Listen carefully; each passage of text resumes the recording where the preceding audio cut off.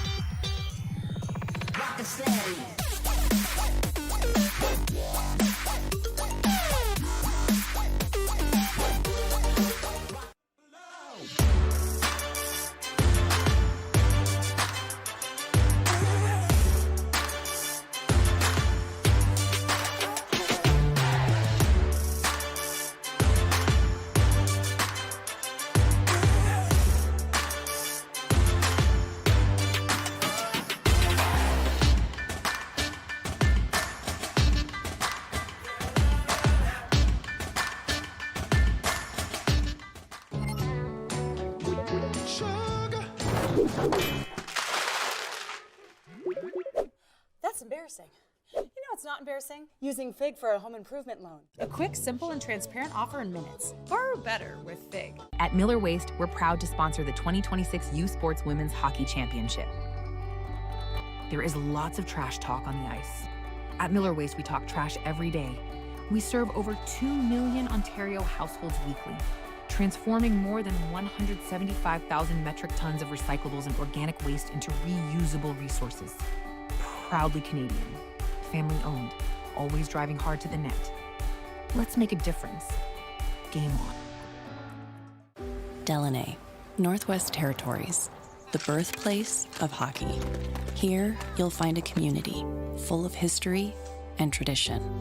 A community that Quaker surprised by transforming their arena kitchen into a Quaker breakfast bar. Stocked with our Canadian whole grain oats, it's now a place to gather, to eat, and to celebrate.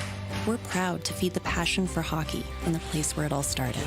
Because we believe no matter where you're from, you've got this. Hey U Sports fans, check out shop.usports.ca for this week's promotional item from the Nike Team collection. Visitez le shop.usport.ca pour en profiter de la promotion de la semaine de la collection Nike Team.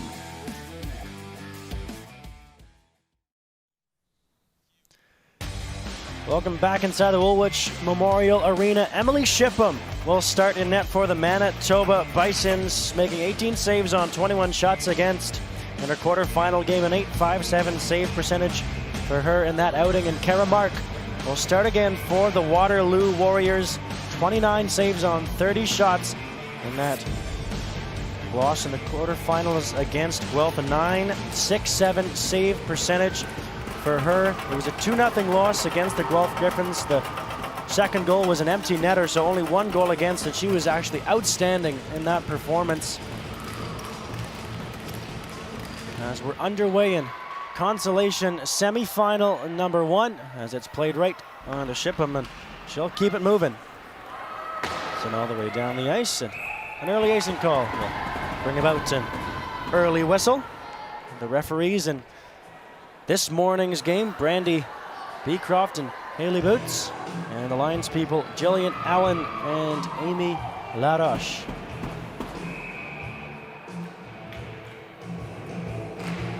To draw it out of the face-off, the Warriors do control, trying to create a lane for herself, scoring!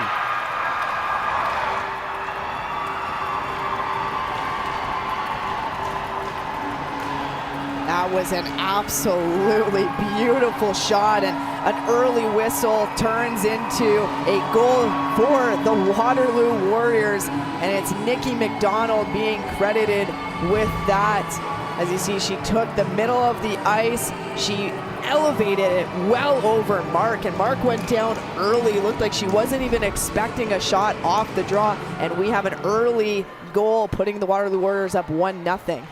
Well, they went scoreless in their first game here at Nationals against Guelph, and that didn't take long at all for the Warriors to give their hometown crowd something to cheer about. Nikki McDonald had 5 shots on goal against Guelph, the most on the team, tied with Carly Orth, as the Manitoba Bisons bring the puck back in. Into the near side boards, Atchison, the Nike player of the game for the Waterloo Warriors in their first quarterfinal. Williams pulls that puck to the middle of the ice.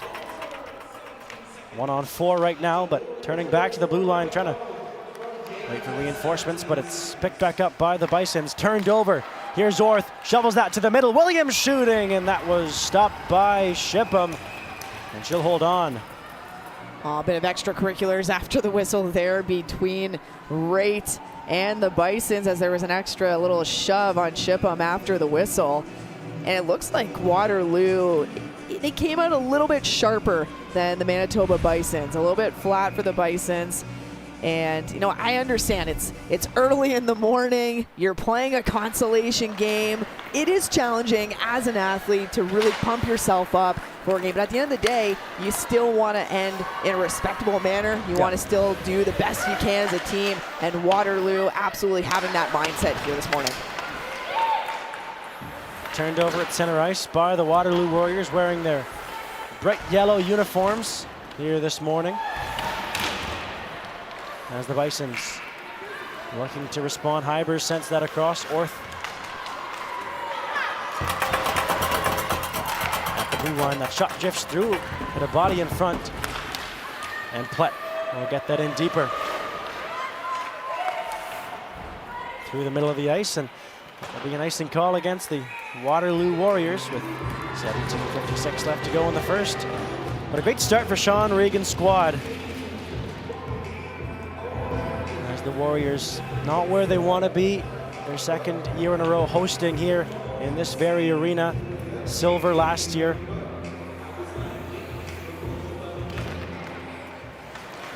they got the draw win in their own zone, but turned over. Gertson plays that in front. Up by Williams and sent out through the neutral zone. Wright trying to get onto that puck. Harassed by Vines. And it's brought back across. Ferguson. That's whipped in by Porter. On the far side, Bray trying to catch up to the puck. And it'll float back to Porter. Out of Mississauga, Ontario. 6 assists in the regular season, and now the puck is turned over. Here's Bird. And on the attack for the Bisons. Porter heading her player to the end boards and will come up with the puck behind the goal line and sends it to the blue line, but not out. Sent toward the net again and just tipped past Kara Mark. Bisons looking for an early tying goal. At the blue line, here's Mormon. Skating down low, sends that in front and ricochets to the near side boards.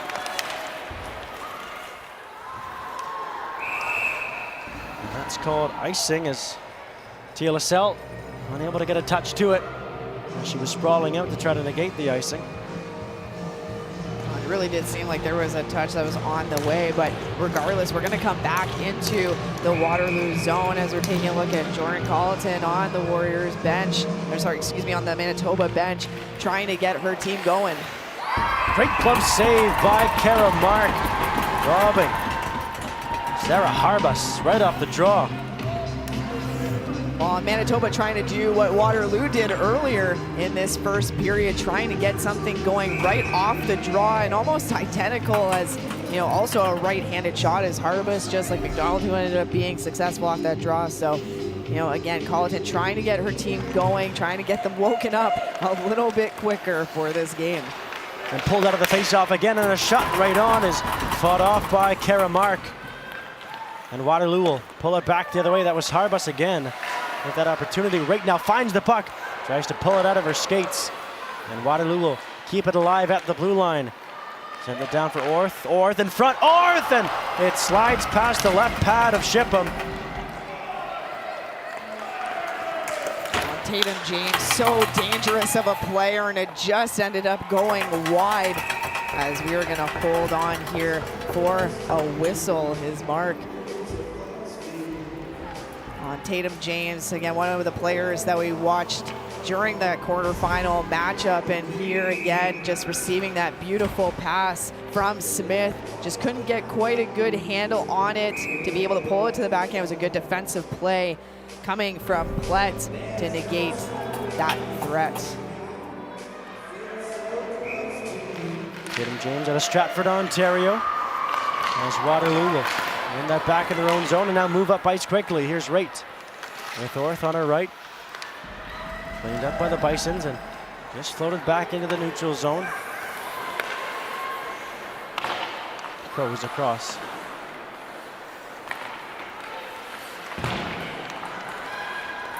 Gets punched in by Harbus. Orth stood up in the neutral zone and it'll be brought back in by Keller. Keller driving to the net, sends that puck in front. Good save by Mark, right on the doorstep. And now Waterloo back the other way. And a good stick. And a good defensive position from Mormon. Now behind the goal line. Flipped off the back of the net. Right, tries to pull that back to the blue line. It's taken away by Dana Gertson. Fresh off the bench, and too fresh off the bench is Hybers. Too many players on the ice for Manitoba. Oh, That's a tough blow for Manitoba. As you saw Gertza make a really good play coming out of her zone, and she wanted to switch the flow of traffic, so to speak, which is exactly what she did. It was a smart play, not recognizing though that her line mate was heading off for a change. So Manitoba will go down one player for the penalty kill. Waterloo will be on the power play. Off the face-off, it's controlled by Waterloo. McDonald back to the blue line. Here's Orth from Ducio. James tries to get it back to Orth and does, and sends that in front, and it ricochets toward the net and Shipham. Sharp on that. And McDonald now pinned to the boards. The puck in her skates. Looking to fish it out. Here's Waterloo, and they do.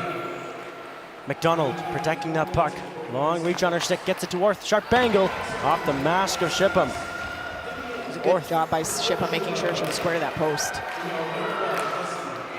And that's cleaned up in the slot and sent down the ice by the Bisons. And interesting to note, in the quarterfinal matchup between Waterloo and Guelph, Waterloo actually went 0 for 6 on the power play. So it's a good time to go and convert here in the consolation. Another opportunity for them as Raitt absolutely bowls through Plett. Skating in a straight line is Raitt, not letting anybody get in her way. She plays it back to the blue line. Nice cross ice pass. Shot looking back door from Smith, and that goes wide, and they'll just keep it in at the blue line, sent toward the net. What a chance, backhand, and unable to find the handle is Thornton. That was a huge opportunity though, and a great job by Plett on the defensive side to disallow. That was a wide open net for her goaltender Shipham. Atchison off the boards, watched by Harbus, into the skates of Thornton. And Norman will send it high off the glass and down the ice. Just over 15 seconds remain in the Waterloo power play. So far a good kill for the Bisons, but again, had to be really sharp on those backdoor opportunities. Smith had a good look to try to find her teammate backdoor. It was a smart play too, as there were so many bodies in front, most likely would not have gotten through. Atchison, that looked offside, and it was. As Tegan Gray a step ahead of the play. She was a little too excited, I think, to get into the Bison zone, as we're going to have another look. Great job keeping it in. And Thornton all by herself right in front of the net. Actually caught it and then put it down to herself, trying to go on the backhand. But Plett was right there on the defensive side. Good positioning, making sure that that threat was negated. Good play by Glory Plett out of Winnipeg, Manitoba. As the Waterloo Warriors bring the puck back in. We're back to 5-on-5 hockey. As pulling the puck out of the corner is Murray. Looking back up top to the blue line, tries to protect. It'll be cleared off of her and kept in the zone.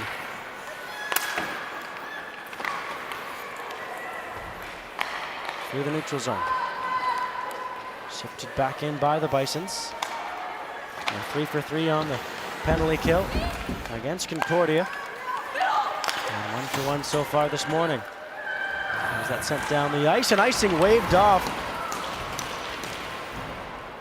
Great speed up the ice from LaSalle to negate that icing. And now Mann backing over the line. Bisons have to tag up. Patrick trying to win the puck back, and Mann lost sight of it, and Crows regathers.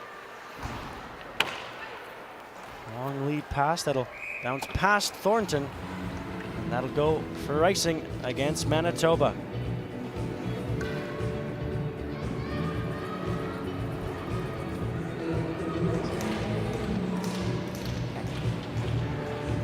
CBC Sports is the home of university sports in Canada. Catch the best women's hockey teams all week on CBC Gem, CBCSports.ca, and CBC Sports YouTube. The gold medal game will be broadcast on CBC Television Sunday at 3 p.m. Eastern. U Sports on CBC, where champions are made. Off the face-off, it's controlled by the Bisons. And below the goal line, looking to be sent it in front, and it comes right back to the Waterloo Warriors. Thornton in on the attack. Levitt back to Thornton. Down below the goal line. Going to protect that puck, Levitt. And plays that around for Hurst.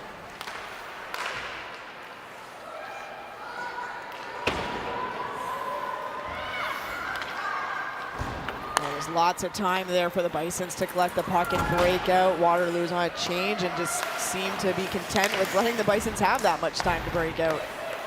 Patrick unable to keep a handle on that puck as Nickel in on the forecheck. The Nike player of the game for the Manitoba Bisons in their quarterfinal against Concordia. That's picked up by Patrick, 2-on-1. Patrick shoots, and the save is made by Mark, and the rebound too sharp of an angle for Nickel to cash.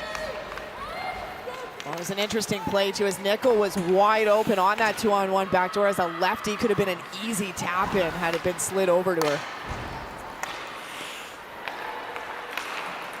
That's center. Smith, what a move to break in on the far side. That shot is off the blocker of Shipham and up and out of play. Well, and almost identical to the Bison's opportunity. Waterloo had a chance there, same thing. Nikki McDonald on her strong side was wide open for a nice little backdoor tap in had it been slid over by Smith.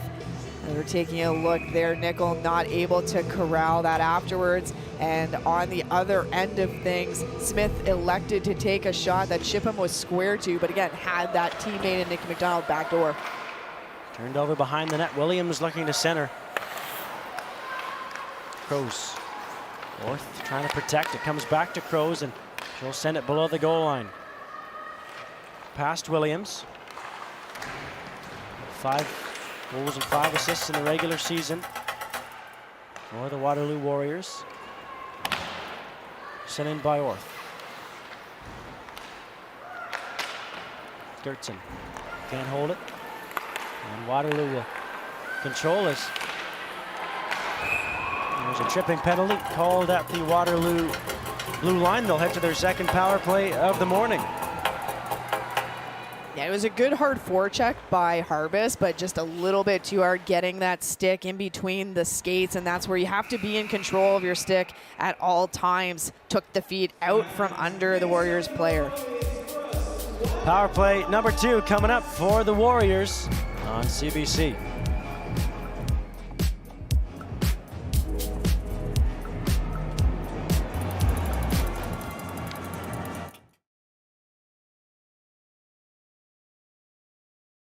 It's not just about the victory. It's about the moments leading up to it. BioSteel, the fuel behind every victory. Thirsty? With 5 essential electrolytes and 0 sugar, BioSteel is the game changer you've been looking for. All of the good stuff with no extras and no gimmicks, just clean, healthy hydration. Trusted by pro athletes since 2009. Steel sharpens steel. When the world feels off course, Waterloo is on it. We step up to the challenge and take the lead.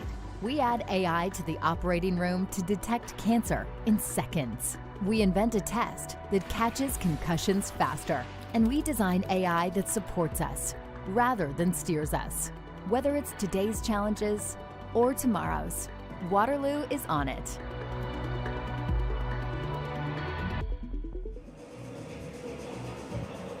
Welcome back inside the Woolwich Memorial Arena. The Waterloo Warriors heading to their second power play of the first period. As in the box, Sarah Harbus. A tripping call in front of the Waterloo Warriors bench. Oh, and she completely took out the skates from Atchison, and again, it's not an intentional way of doing it. You're going in, you're forechecking, you're trying to take away the middle lane, whether for a pass or a rush, and just clipped the legs out from under her, and this is where Manitoba finds themselves back on the PK. Tatum James, the power play goals leader in the regular season for the Waterloo Warriors.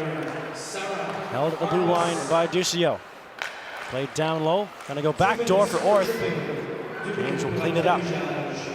Back up top to the blue line. McDonald, near side for Orth. Cross ice again, and at the point, they'll find it back to Orth, whose shot is bubbled by Shipham.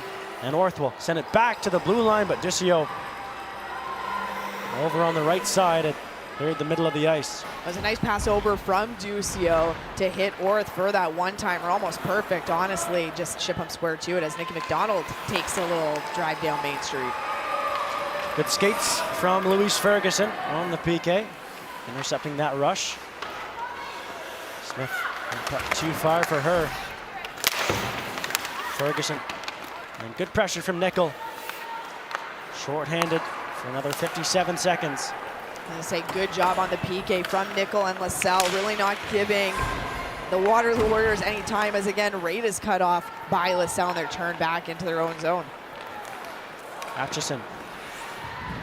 Puck hits Ferguson and goes right into the Manitoba bench. 41 seconds of power play time remaining for the Waterloo Warriors. Oh, the puck will come right outside the Bison zone, so Waterloo really just has to make sure they get inside by a few steps, get control, get their power play set up. They're currently 0 for 1 so far in this game on the power play. Swung around the boards by Smith. Here's Thornton. Sends that down low for Williams. Smith behind the net, trying to win that back.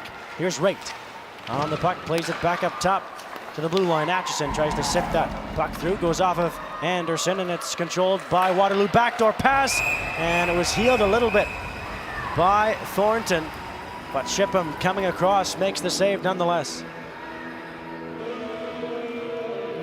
Fans, U Sports wants to hear from you about your viewing experience. Visit usportsfans.ca or click the QR code on the screen to join our fan advisory panel. Tell us about yourself and help shape future championship broadcasts by giving us your feedback for your chance to win prizes.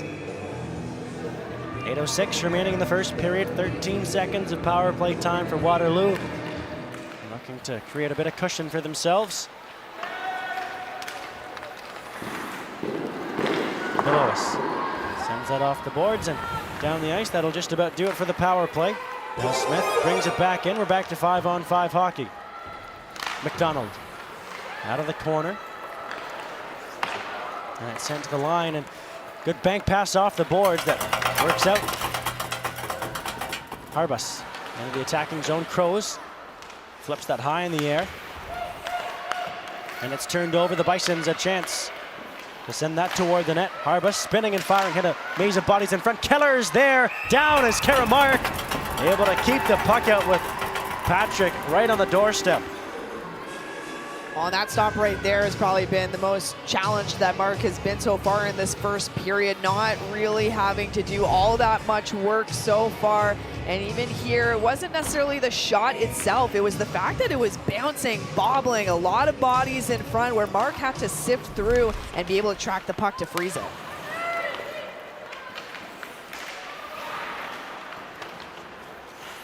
Sent around by Waterloo, looking to get the puck out of the zone, and they will float it out at center ice. In the neutral zone, they'll contest for it, and flying up for that puck, Collins. And they will find it here at the blue line. Sieve through from Dana Gertson. At the blue line held, and a floating shot is loose in front, and Karamark able to sweep that away from Collins and cover it up. And again, definitely hasn't been the busier of the two goaltenders. Waterloo has been doing a good job in this first period so far, putting a lot of pressure on the Manitoba Bisons, spending quite a bit of time in the offensive zone. So Mark, for a goaltender who's not facing a lot of shots so far, has to make sure that she's still keeping herself in the game. She's still staying sharp between the pipes. 8 shots for Manitoba, 9 for the Warriors. Getting once on the power play. Here's Anderson.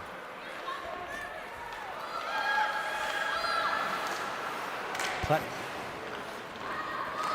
Ibers under pressure. Good forecheck from the Waterloo Warriors. Hurst unable to win that back though as Gertson sends that through the middle of the ice. Trying to win that back as Dana Gertson. It'll be turned back. Levitt.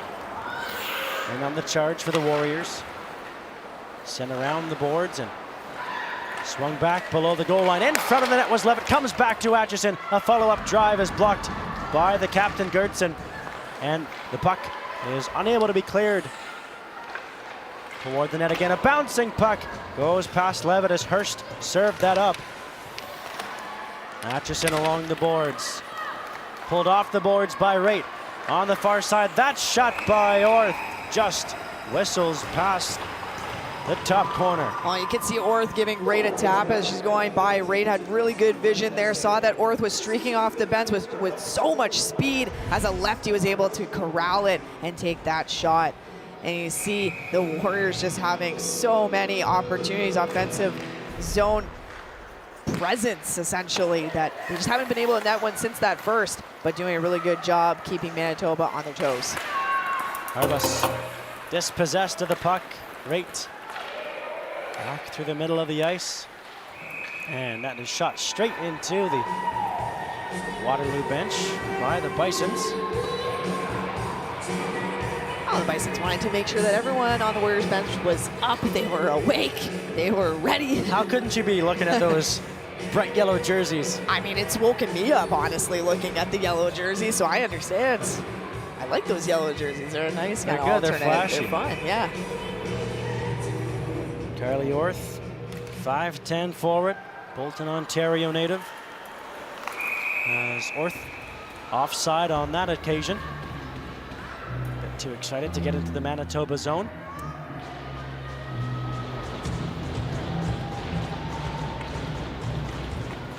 Waterloo Warriors, one-time Macaw Cup champions back in 2003, 2004.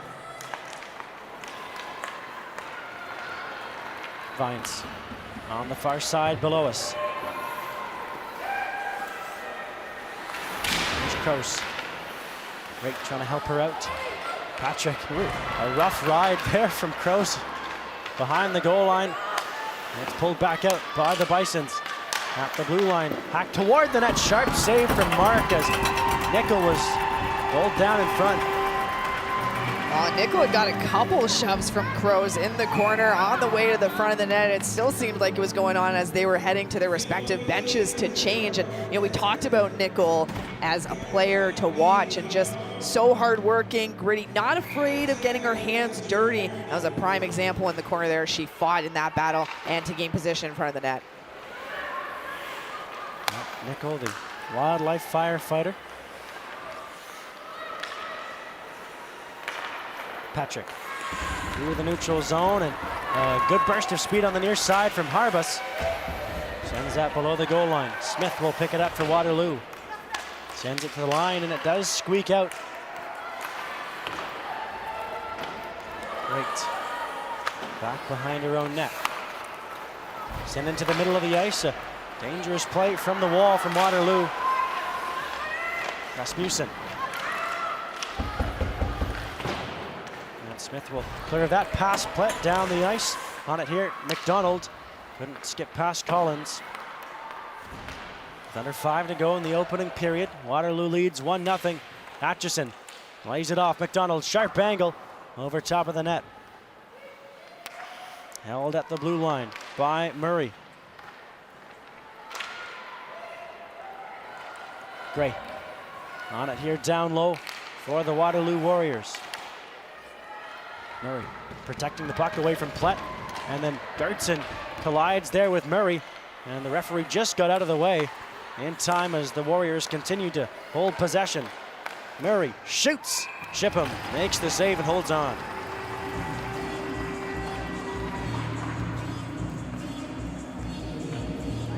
CBC Sports is the home of university sports in Canada. Catch the best women's hockey teams all weekend on CBC Gem, CBCSports.ca, and CBC Sports YouTube. The gold medal game will be broadcasted on CBC television Sunday at 3 p.m. Eastern. U Sports on CBC, where champions are made. Mitchell hacks at that and keeps it in the zone, if only momentarily. Murray at center ice. And below us absolutely stands up Gray as she tried to come in over the line. Mitchell in possession for the Waterloo Warriors. Gonna play that down low. There's LaSalle. And the Bisons will come away with it. The Bisons ramping up their physicality. The stick of Kara Mark was knocked into the corner. And the Warriors need to maintain possession here so she can pick it up. But good pressure coming from the Bisons. Jesse Hanner. And Mark still stickless at the moment. And the Bisons in possession. Vines sends that puck in. The stick of Mark still in the corner. He's trying to be shipped to her by one of her teammates. That was Levitt. And it does work out. She was able to recollect that puck as it sent in just past her post by the Bisons.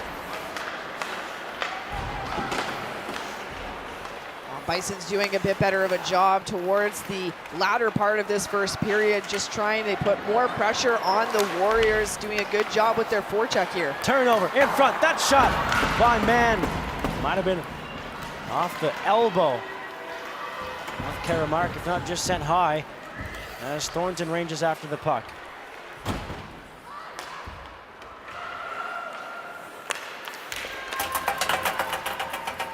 Bison trying to start a late push here in this first period.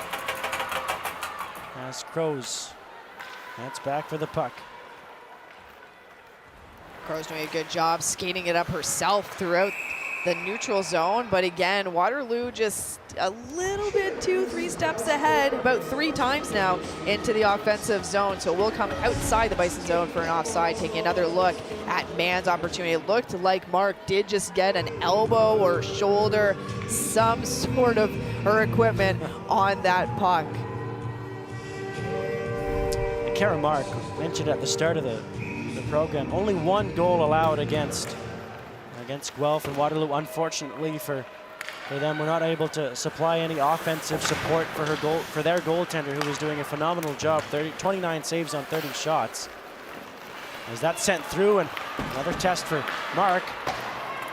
As Collins sends the rebound wide. Far side. Bouncing over top of the net. Collecting the slot, nice move below us, backhand, gets it free and sends that past the left side. That was a really smart play by Belois, recognizing that all the shooting lanes were cramped up, and it was Crows with that good defensive play.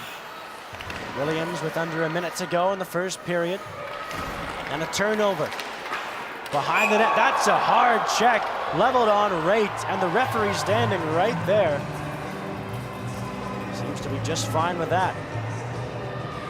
That was a massive hit coming from Bailey on Rate, and Rate, you see her on her way back to the bench in disbelief that there was no call on that play. I don't blame her. I'm in disbelief that there was no call on that play. Just having another look. Well after whistle, and high, and a follow-through. Atchison shot off the face-off is powdered wide as Porter has it. The shot goes off a leg and sent all the way down the ice. And Waterloo won't get another offensive face-off. Why was that waved off? No idea. As it's picked back up by Waterloo.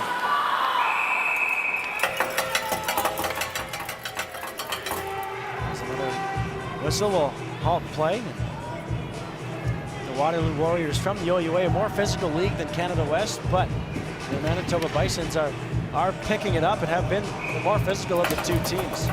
Well, I think Manitoba took a page out of the quarterfinal book against Concordia, where Concordia is a very physical team, known for that in the RSCQ, and they've taken a page out of that book for this game here today, knowing that Waterloo normally plays a little bit more physical. Manitoba, I think, was expecting that.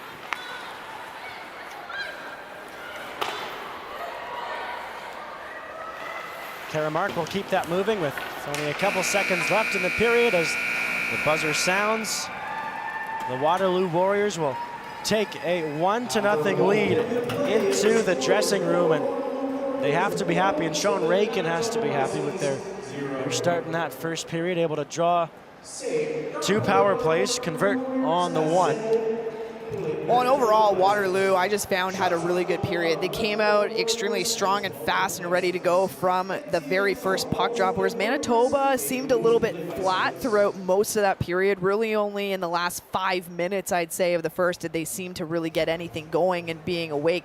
They turned over the puck too many times in the defensive zone as well as the neutral zone. Just seemed like they were panicking a little bit with the puck as well. They have more time than they think, but Waterloo very quick. They got the first goal, which was very important. They have a hard forecheck. They're not really giving it easy to Manitoba to get out of their zone. So overall, like you mentioned, Sean Regan has to be relatively happy with his team. We've got a horn section in the crowd as the Waterloo faithful are here cheering on their team in Elmira, Ontario. And maybe that can be the new goal horn for Waterloo. We'll send it down now to Carissa Donkin, who was the goal scorer in the first period from Waterloo, Nikki McDonald.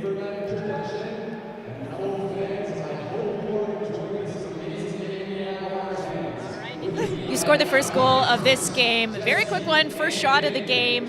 Early morning game here in Waterloo in front of your home crowd. What sort of motivated you going into this game?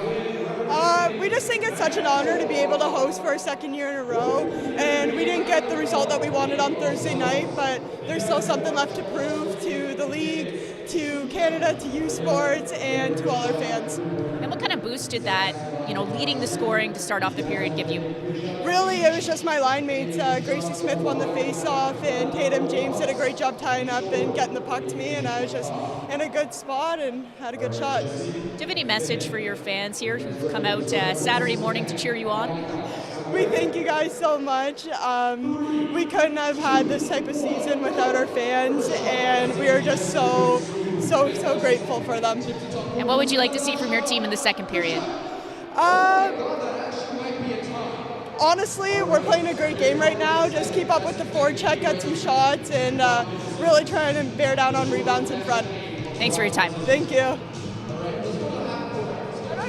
That was Carissa Donkin with the goal scorer on the power play. First shot of the game going in from Nikki McDonald, giving a lot of credit to her line mates, Smith and Tatum James. Well, and that's what wins a face-off ultimately. It's not just one person being the center person. It's everyone that helps collectively win that draw. And really like how McDonald had mentioned, it's an honor to host the second year, and that's what gives the motivation to come out and play early in this morning matchup, and that there's still something to prove. And we were talking about how earlier it's difficult to come out and be motivated to play for a consolation game when it's not the game that you wanted to be a part of. But she's absolutely correct in saying it's not over. There's still something that we're playing for. We're proving something to the league. We're proving something to Canada. We're proving something to ourselves too, that we can still finish, let's say, 5th in this tournament. And 5th out of 35 teams in U Sports is nothing to stick your nose up at all. 1-0. The Warriors lead on U Sports on CBC.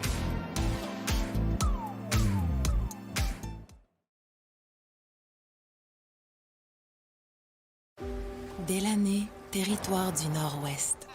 Le berceau du hockey. On y trouve une communauté riche en histoire et en tradition que Quaker voulait surprendre avec une toute nouvelle cantine déjeuner Quaker dans son aréna. En plus d'offrir notre avoine canadienne à grains entiers, la cantine est maintenant l'endroit pour se rassembler, manger et célébrer.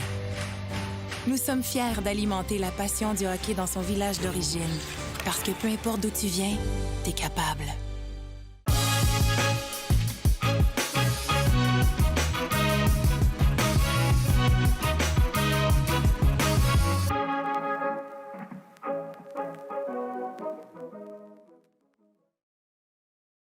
Le sport en direct sur icitout.tv.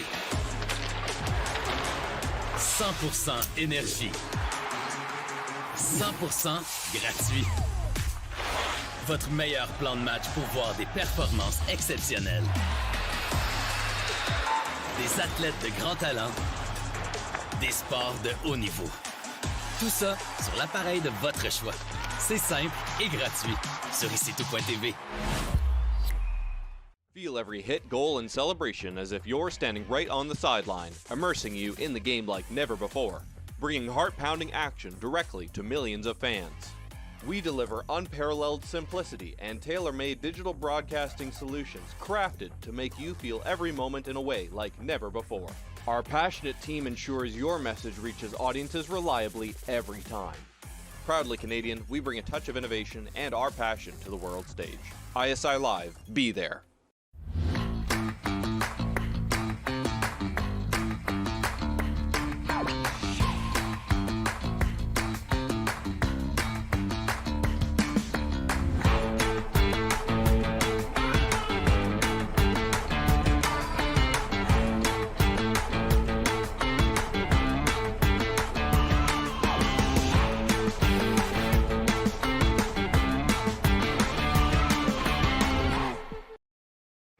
Across Canada, it starts the same way. A love for the game that unites us all. From hometown rinks to the world stage, we rise together. Every stride, every save, every dream, shared by every girl who's ever picked up a stick. It's her shot, rebound in front, she scores! Because when one rises, we all rise. Rise as one. At AMI Attachments, we say, it's not a job, it's a performance. That means the details matter to us. It means when we do the little things right, they add up. It's why product development never stops. This is our headquarters. It's home base for everything engineering and product design to automation, fabrication, assembly, and shipping. Hey you sports fans, check out shop.usports.ca for this week's promotional item from the Nike Team Collection. Visitez le shop.usport.ca pour en profiter de la promotion de la semaine de la collection Nike Team.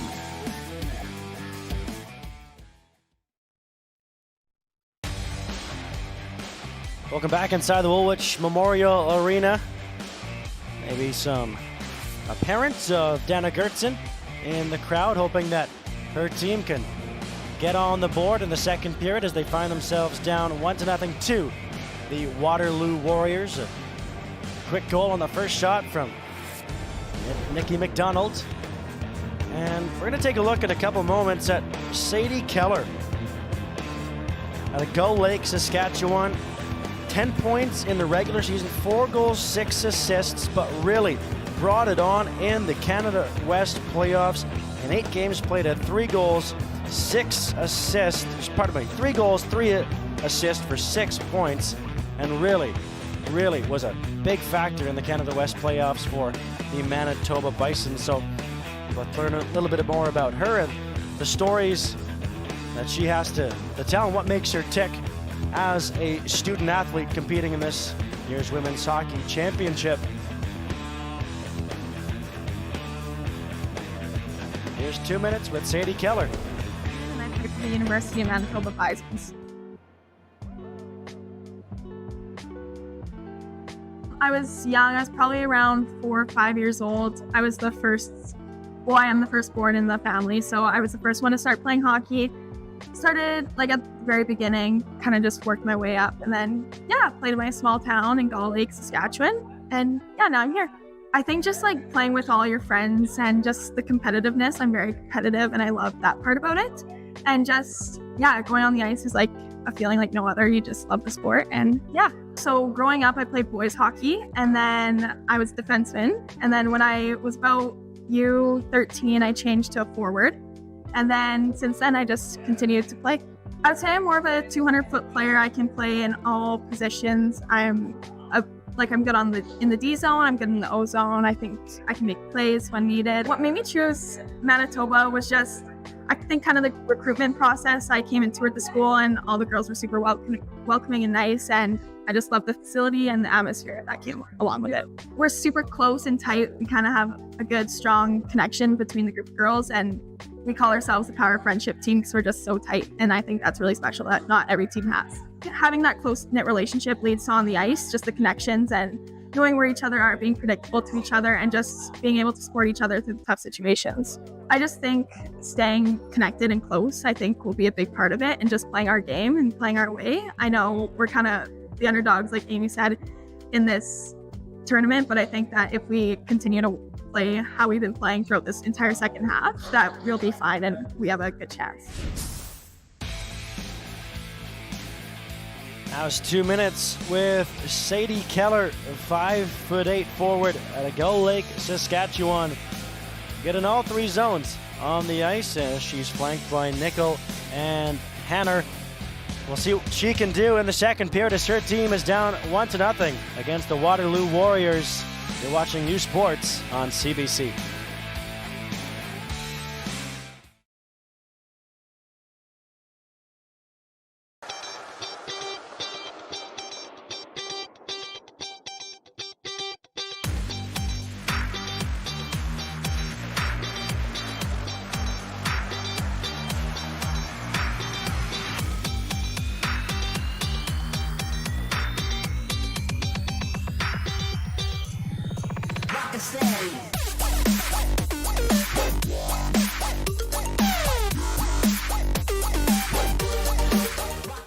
au Canada, c'est une histoire qui se répète, née d'un amour pour un sport qui nous rassemble. Des patinoires du coin à la scène mondiale, nous avançons ensemble, avec chaque foulée, chaque arrêt et chaque rêve qui habite toute fille qui choisit le hockey.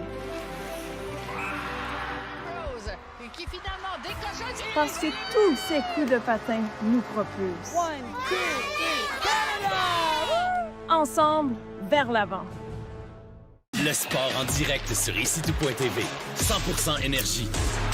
100% gratuit. Votre meilleur plan de match pour voir des performances exceptionnelles sur l'appareil de votre choix. C'est ici-tout.tv.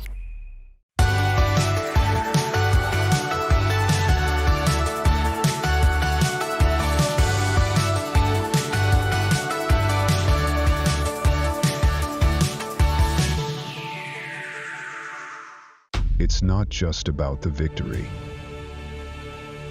It's about the moments leading up to it. BioSteel, the fuel behind every victory. Thirsty? With 5 essential electrolytes and 0 sugar, BioSteel is the game changer you've been looking for. All of the good stuff with no extras and no gimmicks. Just clean, healthy hydration. Trusted by pro athletes since 2009. Steel sharpens steel.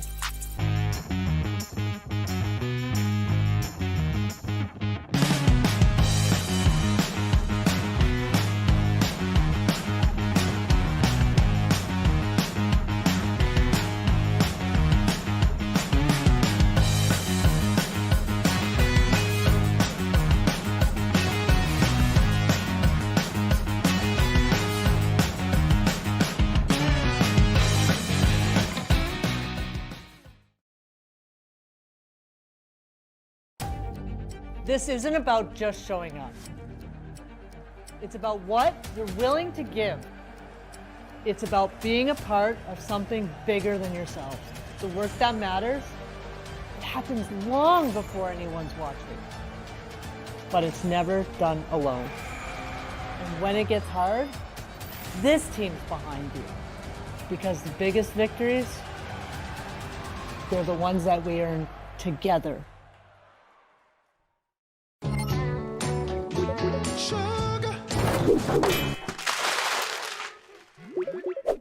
That's embarrassing.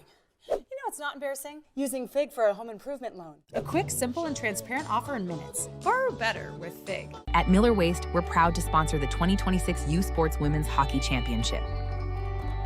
There is lots of trash talk on the ice. At Miller Waste, we talk trash every day. We serve over 2 million Ontario households weekly, transforming more than 175,000 metric tons of recyclables and organic waste into reusable resources. Proudly Canadian, family owned, always driving hard to the net. Let's make a difference. Game on.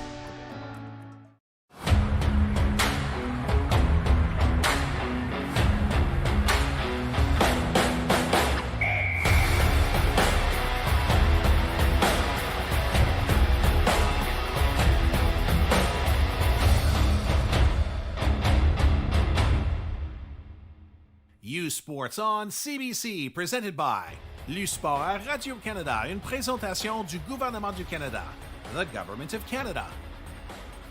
Nike, Fox Sporty, Veriburn Medical Supply, Les Bag Baron Rings, BioSteel, and by Miller Waste Systems. Welcome back inside the Woolwich Memorial Arena. It's 1-0 after the opening 20 minutes of play in this consolation semifinal. The Waterloo Warriors playing in front of their hometown fans. They got a band section here as well, playing some tunes through that first period, and we'll take a look at the goal from that first period, Brianna. Oh, that was absolutely beautiful. It's textbook face-off draw one. And then a nice little slide over pass to McDonald for the snipe.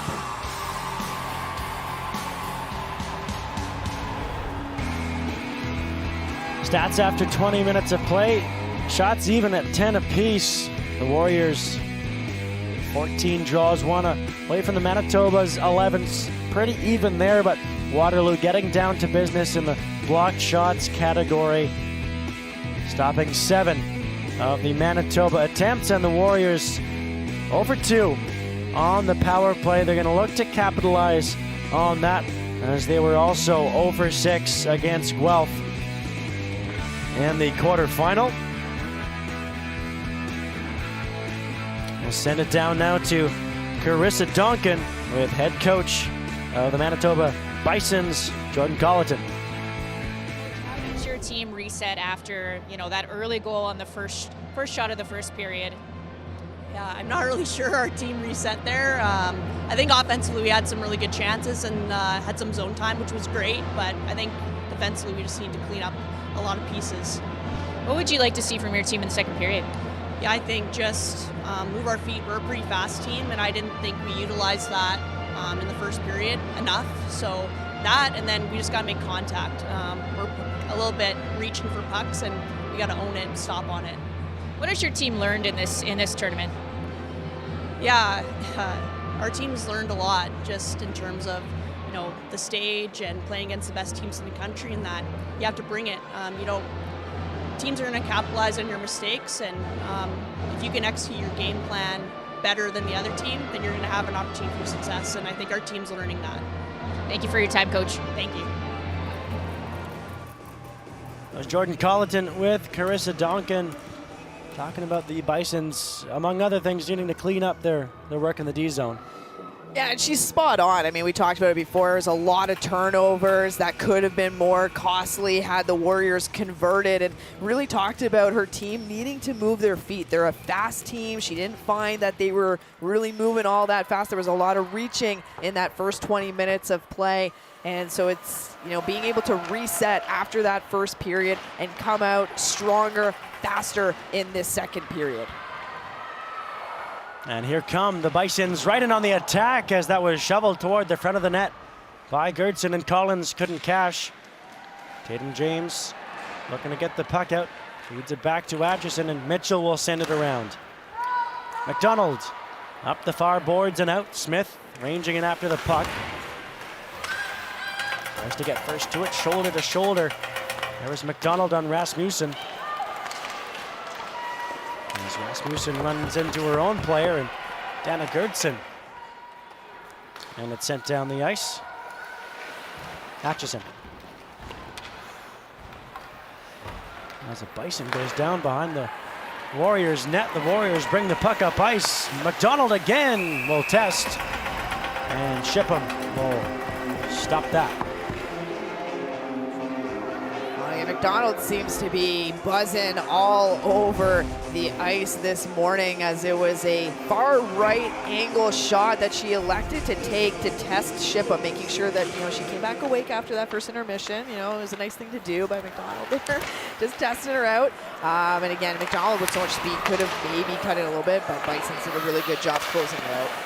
Well, that's what goalies love, right? They love an easier save to start a period to get them settled in between the pipes. There's that sent down the ice, and ranging after it is Crows, and she'll win that foot race. Another icing call against the Manitoba Bisons. Well, we've seen a lot of icings so far throughout the first period and now early in this second period. And it's hard to get any type of flow, any type of momentum going when there's constantly stoppages. So that plays a role as well. Now you're coming back in your defensive zone, have to work back out again. Patrick through the middle of the ice. And Mann chips it in. Everybody else peels off. She's the lone forechecker. And Waterloo back with it. Here's Orth. Through the neutral zone to Williams. Just onside as Wright was able to drag that left skate. Great. Down low. Cross ice feed will bounce back to the blue line as that's hacked at by Bessick, loose at the side of the net. At the blue line now, held back by Porter, floating toward the net again, and swept away by Plett. Here's Moorman. Murray now in the neutral zone.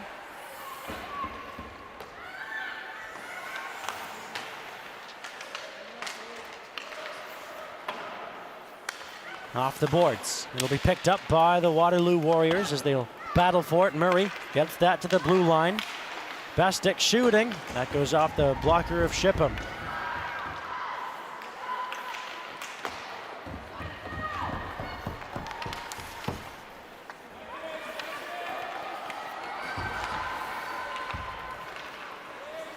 Here's Murray. Andrea Murray out of Mississauga, Ontario. Sending that puck in. Tegan Gray to chase, and it's taken back by Hybers. Back up the near side. 1-on-3. Hybers, nice move to the middle. And Kara Mark will say, I've seen enough of that, and will hold on. Fans, U Sports wants to hear from you about your viewing experience. Visit usportsfans.ca or click the QR code on the screen to join our fan advisory panel. Tell us about yourself and help shape future championship broadcasts by giving us your feedback for your chance to win prizes. Warriors trying to tie up the Bisons along the near side boards in their defensive zone. Anderson fishing for that puck for the Bisons. Here's Hurst. Gains the blue line and chips it below the goal of Shipham. Back up top. Down low from Mitchell. Hurst on her backhand looking to center the puck, and Gertson's there and will steal it away. Loses her left glove. And will head to the corner to retrieve. Nice pass through the neutral zone. And then Hybers flips it in, and no forecheckers for the Manitoba Bisons. Well, it's been a couple of times that we've seen this. The prior time was Mann, actually. She seemed to have a lot of speed, a lot of open ice, and elected to just shoot it down and go off her change. And that's the trouble with this second period to an extent as well. So you have the long change in effect. Bisons have been hemmed in their zone quite a bit. So as soon as they get out of their zone, regardless of having time and space, they're too tired to execute. They have to go on a change. Long bomb played up the far side, and catching up to it is Nikki McDonald. There's a player in the front of the net, and that's stripped of her. And an arm up. And a whistle to halt play.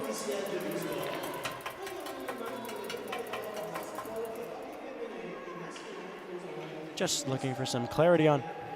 And it looks like the net came off its moorings. And as the Bisons were going back the other way, it looked like they would have had an odd player break the other way, if not a breakaway. And then the referees blow it down because of an issue with the Manitoba net. That seems backwards. Well, I find it interesting, though, because we've seen in games before many times where the net comes off its moorings, a lineswoman or an official simply goes by and puts it back on, especially when there's that good grade A opportunity chance the other way. Turned over just inside the Waterloo line. Oh, Harvest, what a move to the inside, and just sends that wide. Might have gone off the stick of Smith.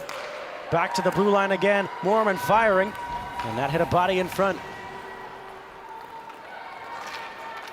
Ducio hassled behind her own net. Smith and McDonald through the neutral zone, and it will go the distance for icing against Waterloo.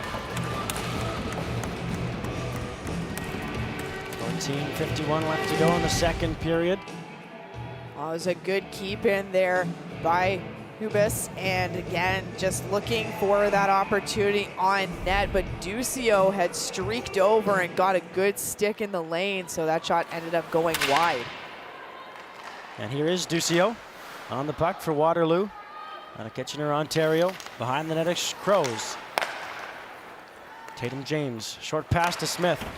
Fires that puck in. Two fork checkers in for Waterloo. McDonald behind the net.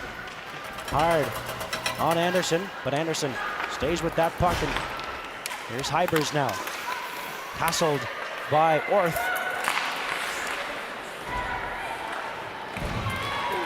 And that's a hard check. Leveled right in front of the Waterloo bench on a Bison. And now Raitt tries to move that to the inside. Plett stayed with her. Now Rasmussen. Out of Saskatchewan. One back by Waterloo. Porter firing. Big tip. Raitt shoots on the rebound. And that's stopped and held by Shipham. That was a nice shot coming from the point, and good job by Shipham tracking that through all the bodies in front, and it ended up being Raitt with that second opportunity on the rebound. But again, Shipham square to that.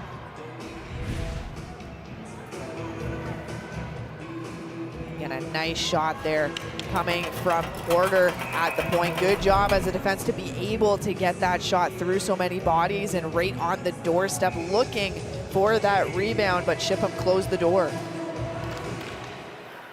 Face off to the left of Shipham, attended St. Mary's Academy in Winnipeg, Manitoba. Along the boards, Bird finds Plett. Mormon through the neutral zone, and the puck is turned over. Williams through the neutral zone. And that's a missed pass to Atchison, well off the mark. And from the wrong side of the red line, that's going to be another icing call against Waterloo. And maybe the 6th or 7th icing we've seen in the game, and these players not accustomed to a 10 a.m. start. No, and it's tough. I'm trying to remember back to my own playing days. Did I have a 10 a.m. start or even earlier? It's hard to remember as we're going to redo that draw. But there's been a lot of icings, mostly by the Warriors, a few by the Bisons. And again, we'll have to rely on our math of how many exactly. But it really stunts the flow of the game. Bailey's shot is reeled up on Kara Mark. Well, it was a smart play by Kara Mark because of the icing, her team couldn't change, and so making sure that she smothered that instead of electing to play, it gives her team an opportunity to get fresh legs out there. Now Mark, 4th-year goalie, she's a veteran. She knows. She knows the tricks. Off the face-off, Atchison. Handled it in her own zone by Nickel. Up to Gray. With Murray in the middle. Big closeout. And now Mitchell. Kept in at the point by Bailey. And that shot was blocked by Atchison. Big chance in front of the backhand, and Hanner denied by the glove of Kara Mark. And she was all alone in front, and the puck just seemed to find her. Well, and again, right time, right place. It was a good shot coming from the point. Atchison elected to make that block, and Hanner was the recipient of the rebound of that block and went on her backhand to try to beat Mark. But Mark doing a good job coming out to the top of her crease and also cutting down that angle. So there was really not a lot of net to shoot at all whatsoever, especially on your backhand. That's a challenging angle as a lefty. Jessie Hanner had a goal and 2 assists in the Canada West playoffs, a goal against MRU in the semifinals. As that's floated up to Tatum James. Watched closely by Louise Ferguson. James trying to get that down low again. Ferguson gets in the way. And on the near side boards, it's brought in by Harbus with Patrick in front of the net. Patrick below the goal line. And Waterloo will break up with it. Here's Smith. Orth is driving. Discio's in front. Just rolls off her stick, and it's brought back the other way by Hybers. 2-on-2. Hybers toward the goal, and that's off the stick of Kara Mark and cleared into the neutral zone by Waterloo. Gertson tries to dangle her way in. Gets held up at the blue line. And now Bestick. A missed pass, and icing is the call. It looked like Sarah Hurst would have been the beneficiary of a bank off the Yellow Dashers, but and a lot of fans thought that Hurst had beat out that icing as well, as you heard the groans coming from people in the stands. So I get it. It looked like Hurst also beat it out, but regardless, it is an icing call, and Bison's control off the face-off. But it will be another face-off again to the right of Mark as she gloves that down. I think I heard some sad horns from the band section at Waterloo. From the band, yeah. Thornton in the face-off for the Waterloo Warriors, and it's controlled by the Bisons. Again off the draw. Shot from Rasmussen. Swallowed up by Kara Mark. Well, and you can see the Bisons having a bit of a discussion, maybe trying a different type of play off the face-off. Again, they've won that drawback, which allowed them for the opportunity on Mark. And again, we think back to the lone goal so far in this game. That's how McDonald scored in the first period. Bison send the puck in deep, a couple collide. Rasmussen. The 2 to go down, but gets the puck off the boards. Rasmussen sends that toward Karamark again, and a very stop and start second period. Not a lot of flow in the game on either time. And if you're the Bisons, it goes back to what Jordan Collison had said earlier when speaking with Carissa Donkin, is that she wants her team to get her feet moving, get something going, utilize their speed. Very challenging to do that when there's no flow due to the stoppages. Anderson's shot is sticked away by Mark, but the Waterloo Warriors can't clear the zone below the goal line. Dana Gertson trying to play that in front. Anderson can't get to it, and it's swung around the near side boards, and catching up to it is Ferguson. Off the boards, and at center, Atchison. That is Summerland, BC. 3 goals, 11 assists for her as McDonald finds this puck, drags it to her forehand. Anderson, and McDonald got a second chance as Ferguson bowls over Smith in the corner. No call on the play, and again, it's been pretty consistent after those couple penalties that we saw in the first in terms of the physicality, that the whistle is being left alone for the time being. We'll see if that changes. And the Bisons, definitely the more physical of the two teams in the second period, as they were in the first as well. That'll be kept in at the blue line, if only momentarily, by the Bisons. But luckily, for Manitoba, bouncing back to Norman.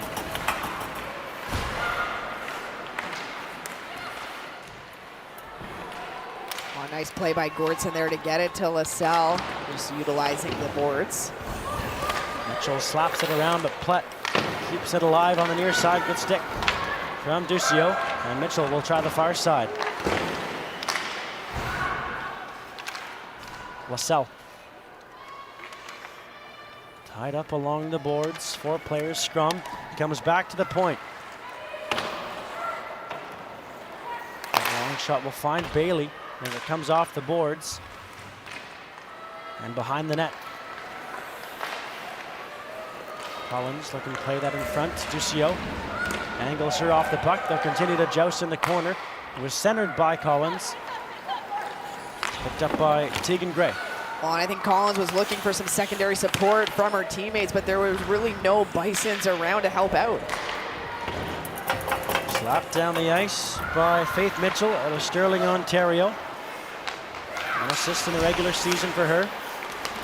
Oh, and that's going to be a penalty as Brody Levitt is leveled to the ice. Popped right back up. Credit to her. Oh, glad to see that she's okay with that, because that looked really uncomfortable. It was almost like a trip and a bite check at the same time somehow. That's a possible combination, and it's going to be Patrick who heads to the box as we're going to have another look at that. And we'll be back in a sec. You're watching U Sports on CBC.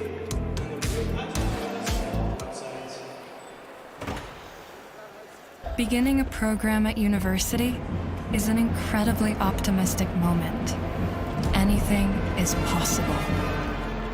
This is the time to enjoy learning, to enjoy figuring it all out, to learn things you never knew, and become someone you didn't think possible, beyond the expected, beyond your wildest dreams. Grow beyond. At Miller Waste, we're proud to sponsor the 2026 U Sports Women's Hockey Championship. There is lots of trash talk on the ice. At Miller Waste, we talk trash every day. We serve over 2 million Ontario households weekly, transforming more than 175,000 metric tons of recyclables and organic waste into reusable resources. Proudly community, family owned, always driving hard to the net. Let's make a difference. Family.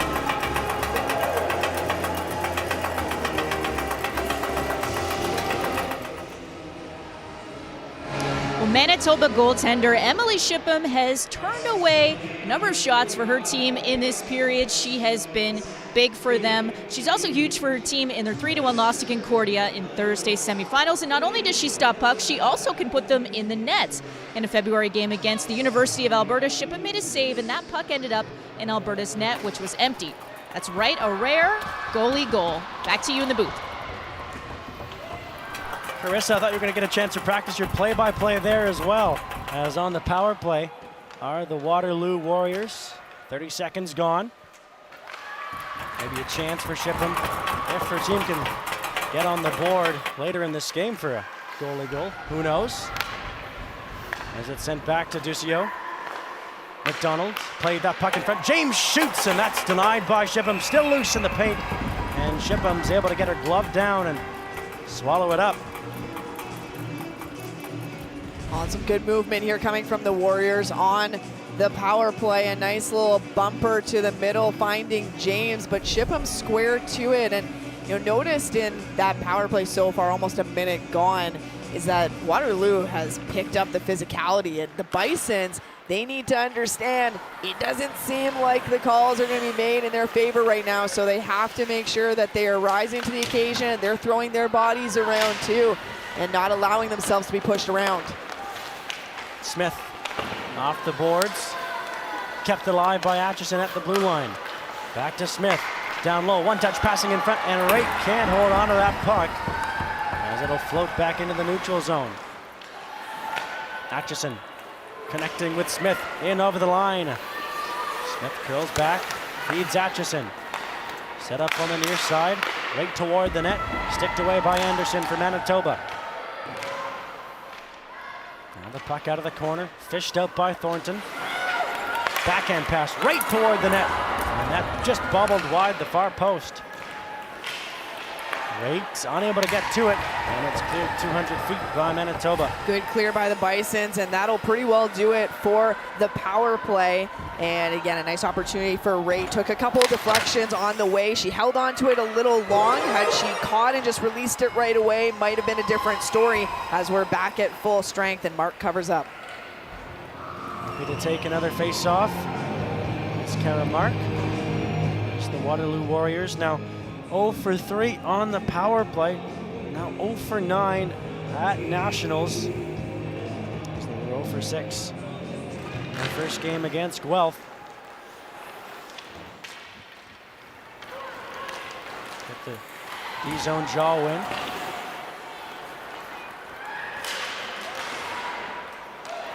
And steam through, and good work by Crows as well as Duccio protecting their goaltender.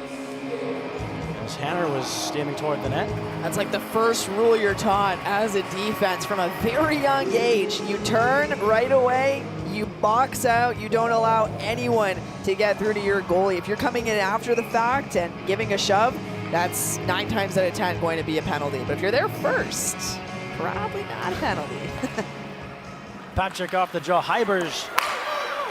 And Patrick gets it back. Below the goal line, Hybers again. Bailey at the point. Crows. Played for Merrimack College in the NCAA. At Ashland Crows. As Marcus Patrick for the puck. Hybers on the near side. 277's Kalash. The blue line held on to, and then the Bisons are out. Odd players back the other way. Hybers 3 wide of the Bisons. Hybers in front. That shot is fought off by Mark Patrick. Point blank denied by the Warriors goaltender. Oh, it's a nice play to find Patrick, find Patrick as she ended up being the trailer. Initially, though, she was the far left-hand side, and I think she was waiting for that cross-ice pass, didn't come, then elected to become the trailer, and eventually was the recipient of that drop pass. Collins behind the net. Gonna find Ferguson, and it sneaks past them, and here comes Tatum James. Rolled down onto Shipham, and that will be covered up.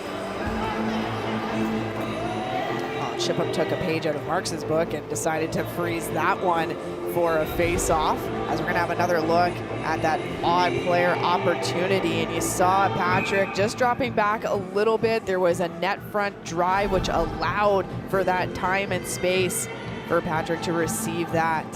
Nice stop by Shipham on it. Off the face-off, controlled by Waterloo. Atchison, the top of the zone, curls back, doesn't like what she sees. Down low. Both trying to drag that through the Bisons defense and back the other way. From the Bisons, Ferguson plays that puck across. Patrick on her backhand. At the line, and it's just squeaked out and brought back in, but offside. As Manitoba not fast enough clearing the zone. Well, Ferguson didn't recognize it was leftover from a battle along the boards on the bench side. One of her players just hadn't had the opportunity to get back out. One teammate had, but there was still a second in the zone, and so Ferguson just didn't recognize that in time. Elise Ferguson, second team All-Star in the Canada West division this year.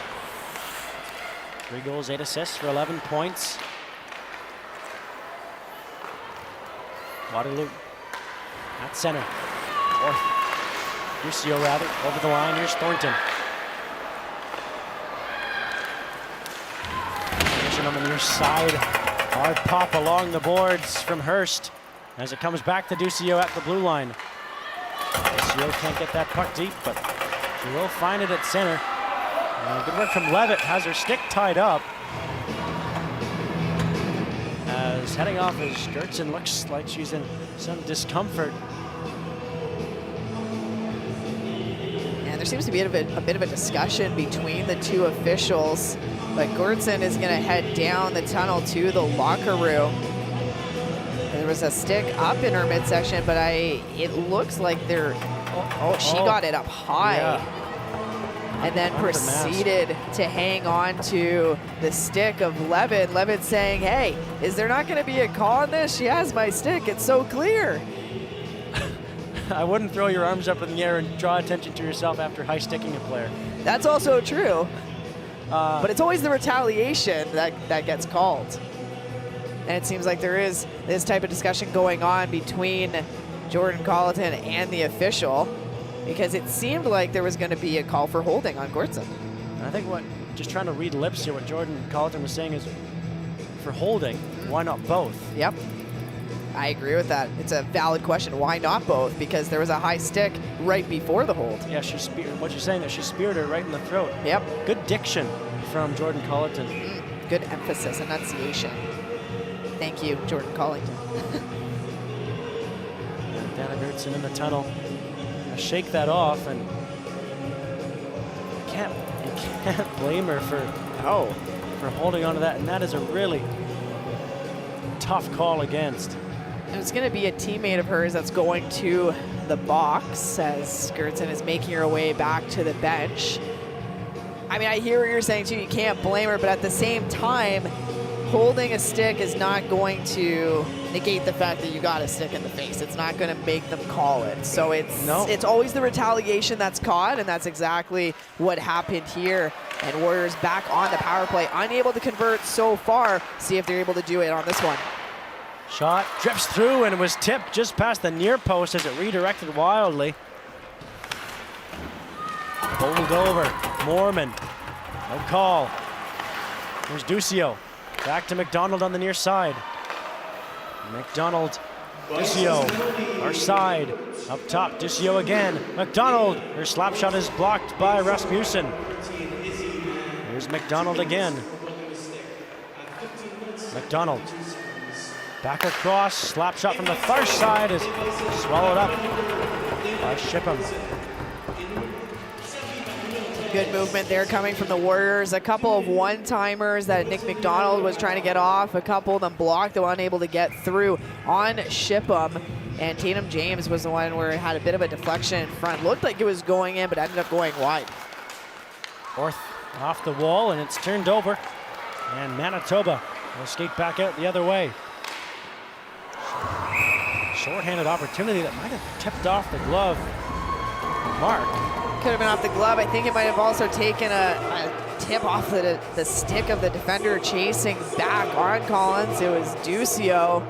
It's a good play. It was good speed coming from Collins, and hey, they'll hold the dash of just throw it on the net, see what happens, I think is what Collins was thinking as she streaked down the left-hand side shorthanded.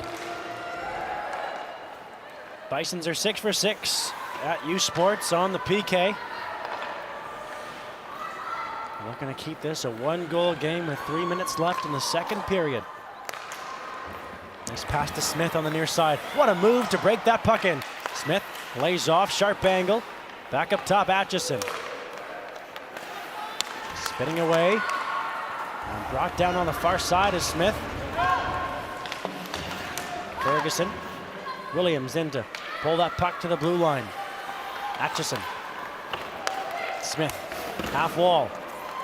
With pressure. And below us, Warriors can't get the puck. Or they do keep the puck in and send it toward the net. Williams there looking for the tip. Shipham, but hold on. Well, it was really good penalty killing there by Belois as she was being very aggressive on that half wall, not wanting to give any opportunity to the Warriors to move that over, get it on net. I think she may have also recognized that Atchison at the point really only had Smith on the right-hand flank. She didn't have a left flank. 15 seconds left to go in the power play. Cleared high off the glass and past Ducio and right to Keller. Just taken away from her. They'll do it for the power play though. As we're back to 5-on-5 hockey. Manitoba, thankfully for them, able to kill that off as if it had resulted in a Waterloo goal, it would have stung even worse, that high stick in the throat of Gertzen. I think it stings regardless, honestly. I mean, for the team, for the coaching staff, that's a tough pill to swallow when on replay it is very clear, but the officials are human as well, and it's clear that they seem to miss that one, but they caught the retaliation, which is unfortunate for the Bisons. But they've killed it off successfully, so 100% still on the PK as they have an opportunity back the other way. Waterloo quick on the back check though, as Raitt send that around, and nice path to Orth. And it was good communication that Raitt had with her players. You could see her putting her hand out saying, I got it, I got it. Orth will get to this puck herself and shoot from a sharp angle. Just blocked Orth. Not going to keep that play alive, and in the neutral zone, Harbus has that turned over. Atchison.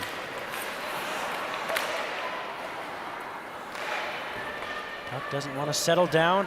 Possession with either team, but now Raitt brings it in. Orth below the goal line. Good close from below us, but it's picked back up by Orth. Where he wants it. The shot is taken from the far point, still loose. And Shipham able to see that through a maze of legs in front of her blue paint. And holds on as Raitt was right there, as well as Murray. Oh, and Rait's been all in and around Shipham throughout the game, and Shipham's done a very good job of being able to see through the bodies and track down the puck, and that's a hard skill to have as a goaltender. Less than a minute to go here in the second period of play. Waterloo still with a 1-goal lead. That goal coming really early in the first period. 17 seconds in. Murray. Dish on the far side. Murray gets it right back, lays it off, and Gray couldn't pull the trigger. It's a hard play to capitalize on as a lefty skating forwards, to be able to shovel it through on a one-timer. Really challenging. Players down in front of the scorekeeper's box. Gertzen and LaSalle standing up, and Hybers and LaSalle down on the ice as Gertzen was involved in that collision. I think Gertzen just spearheaded through 2-3 bodies, bowled them over completely as, Well, it was first LaSalle and then Gertzen coming back, retaliation hit. Well, and I think she didn't like the fact that her teammate Hybers, excuse me, was completely sandwiched between two Waterloo players, and Gertzen, after getting that stick up in the face, just not really impressed. Well, I mean, Manitoba definitely getting the short end of the stick here. There have been a couple of calls that haven't gone their way. Gertson, I think, being given the benefit of the doubt on that exchange. And it's going to result in a power play for the Manitoba Bisons with 24 seconds left to go in the period. Well, their first time, I believe, on the power play, if I'm not mistaken. So about time, honestly. Waterloo able to pick that. Waterloo able to pick that puck up and send it down the ice. Keller, 5 seconds to go.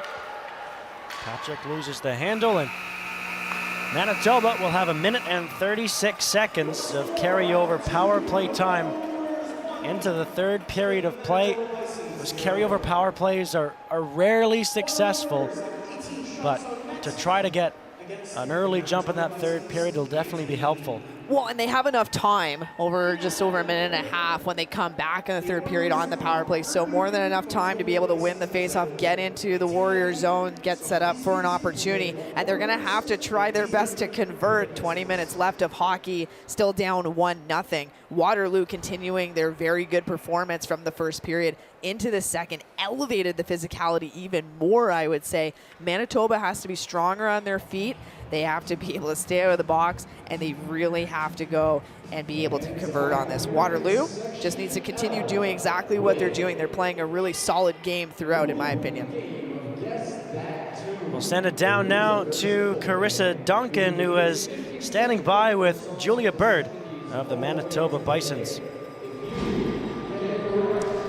Well, Julia, a lot of calls haven't gone your way in this game, but you're going to start the third period on the power play. What does your team need to do? I think we just need to get pucks to the net. I think when we've tested this goalie, she lets out rebounds, and we just got to get a gritty goal here, get us back in the game. Yeah, how have you sort of weathered this storm of, so much time on special teams in this game? I think our PK's been awesome for us. Our goalie's really keeping us in the game here, just getting the clears and trying to generate some momentum for us coming off the kill. What have you learned in this tournament so far? It's our first tournament for all of us on the team, and so it's just been a really great experience, just learning how to play against new teams we haven't seen before and just being on a big stage like this, but I think we've done well so far. Yeah, we saw your captain, Dana Gertson, go off briefly. How important is she to your team and having her out on the ice there? Yeah, she's a great leader. She plays a lot for us, plays a big role just getting in the corners. She always plays the body well and generates a lot of momentum for us. Thanks. Good luck in the rest of the game. Thank you. Julia Bird with Carissa Duncan. Bird out of Winnipeg, Manitoba, her highest scoring season. 8 more goals than last year, 12 goals, 5 assists for 17 points, has 55 points total in her 5-year career, 122 regular season games played for Julia Bird for the Manitoba Bisons, and seems dialed in and ready to go for the third period. Oh yeah, she seems ready to go. She seems a little bit frustrated as well, which we can understand. And I like what she said, get pucks to net. She mentioned as well the goaltender, Mark, giving out rebounds. I'll be honest, I thought that her rebound control was pretty stellar during the 40 minutes that we've seen, but it could just also be the shots that are being taken. If you're taking shots that are not going to generate any rebounds, such as putting it right at the logo or right in the trapper, there's not going to be those second and third chance opportunities that Colleton and I'm sure Bird would like for her team. So they're going to have to change up the different types of shots that they're taking, try to get Mark moving side to side, get more pad shots to generate more of those rebounds and second opportunities. No, it was exactly that. And we saw a couple odd player rushes in that first period. Maybe a shot off the pad for a rebound. It's still 1-0 for the Waterloo Warriors over the Manitoba Bisons through 40 minutes of play on CBC.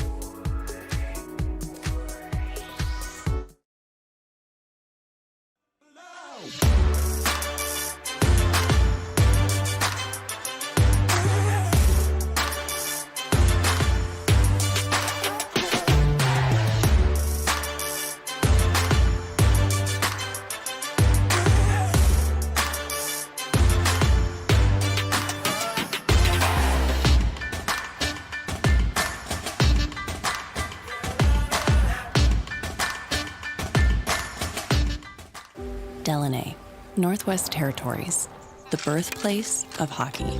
Here, you'll find a community full of history and tradition. A community that Quaker surprised by transforming their arena kitchen into a Quaker breakfast bar. Stocked with our Canadian whole grain oats, it's now a place to gather, to eat, and to celebrate. We're proud to feed the passion for hockey in the place where it all started. Because we believe no matter where you're from, you've got this. Across Canada, it starts the same way. A love for the game that unites us all. From hometown rinks to the world stage, we rise together. Every stride, every save, every dream, shared by every girl who's ever picked up a stick. It's her shot, rebound in front, she scores! Because when one rises, we all rise. Rise as one. Feel every hit, goal, and celebration as if you're standing right on the sideline, immersing you in the game like never before, bringing heart-pounding action directly to millions of fans. We deliver unparalleled simplicity and tailor-made digital broadcasting solutions crafted to make you feel every moment in a way like never before. Our passionate team ensures your message reaches audiences reliably every time. Proudly Canadian, we bring a touch of innovation and our passion to the world stage. ISI Live, be there.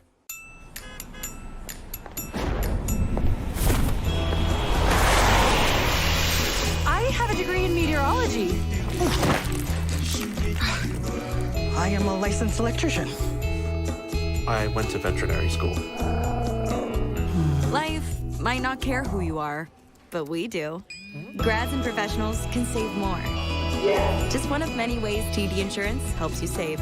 It's how we're making insurance more human. It's not just about the victory. It's about the moments leading up to it. BioSteel, the fuel behind every victory. Thirsty? With 5 essential electrolytes and 0 sugar, BioSteel is the game changer you've been looking for. All of the good stuff with no extras and no gimmicks, just clean, healthy hydration. Trusted by pro athletes since 2009. Steel sharpens steel. At Miller Waste, we're proud to sponsor the 2026 U Sports Women's Hockey Championship. There is lots of trash talk on the ice. At Miller Waste, we talk trash every day.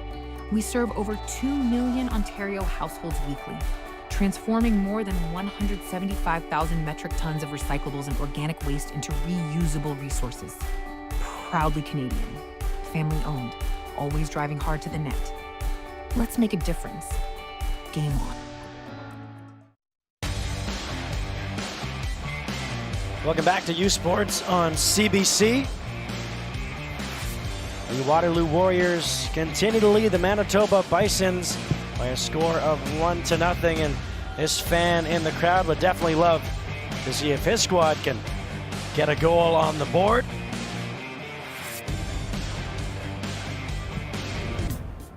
So Kiara Raitt, one of our players to watch in this morning's game, the 5'9" senior out of Ancaster, Ontario, in her highest scoring season yet.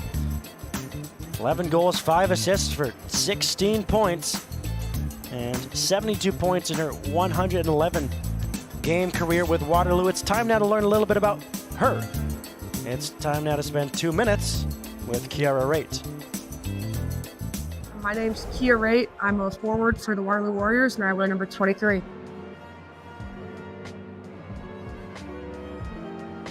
My journey with hockey began with my family. My dad and my brothers played all growing up, so I was begging to get on the ice as soon as I could, and started playing when I was 4. But I remember my mom taking me to open skates when I was 2 or 3. So once I got playing hockey, I was already flying a little. I think my love for hockey just comes from all the memories I have of it as a kid. You know, my mom and my brothers and my dad, and being around the rink, especially my dad was my coach. And so having those role models and being able to look up to them, it was always a place I wanted to be. So, I learned just about everything I know from him. My dad coached me from the time I was 4 until I was 17. He's my first call before a game. He's my first call after a game. So He's been there with me for every single part of it, and best coach I've ever had. I think anytime your parents and your family are in the building when you play, it's pretty special. You know, it's a big time commitment for parents of kids that want to play hockey. It's a lot of hours in the rink, and when you have 3 kids that are doing it, you have to make your own sacrifices. So being able to look up when I'm playing and see my mom and my dad in the stands, it means everything. Oh, I think it means everything. This community is so special to us. I've been a part of this community and this team for 6 years now, and I wouldn't trade it for anything. Every opportunity and experience and moment that's been happy or sad, funny, it's all come back to this community, and it's provided so much for me. So the opportunity to play in front of it one last time is incredibly special.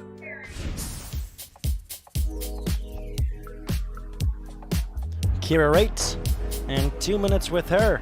Number 23 of the Waterloo Warriors, attended Ancaster High School. Third period action coming up in just a couple minutes. Manitoba looking to get back on even terms on CBC.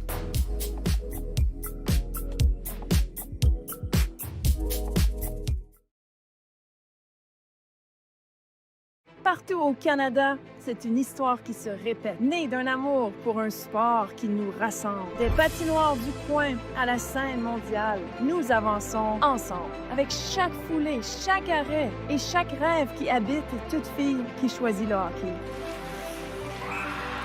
Rose, qui finalement décoche. Parce que tous ces coups de patin nous propulsent. 1, 2, 3, Canada! Ensemble, vers l'avant.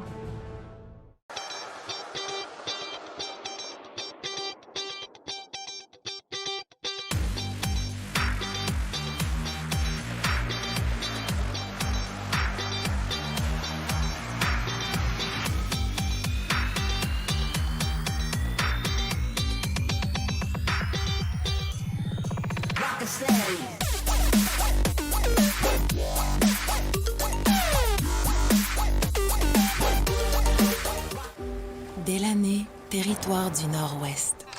Le berceau du hockey. On y trouve une communauté riche en histoire et en tradition que Quaker voulait surprendre avec une toute nouvelle cantine déjeuner Quaker dans son aréna. En plus d'offrir notre avoine canadienne à grains entiers, la cantine est maintenant l'endroit pour se rassembler, manger et célébrer. Nous sommes fiers d'alimenter la passion du hockey dans son village d'origine, parce que peu importe d'où tu viens, t'es capable. Le sport en direct sur ici-tout.tv.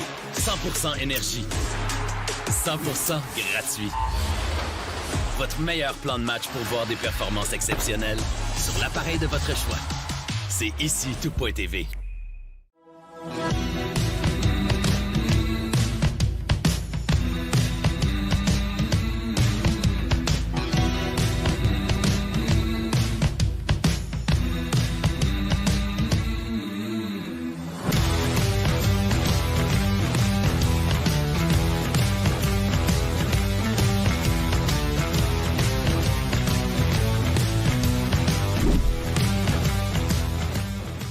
Beginning a program at university is an incredibly optimistic moment.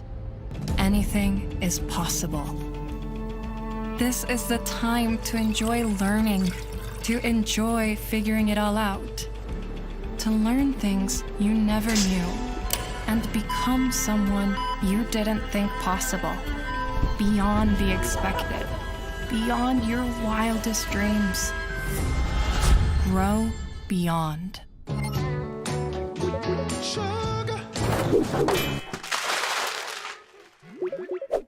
That's embarrassing.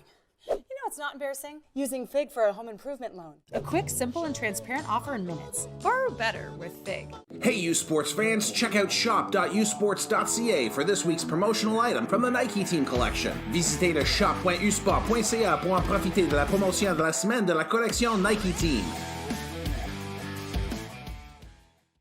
It's not just about the victory. It's about the moments leading up to it. BioSteel, the fuel behind every victory. Thirsty? With 5 essential electrolytes and 0 sugar, BioSteel is the game changer you've been looking for.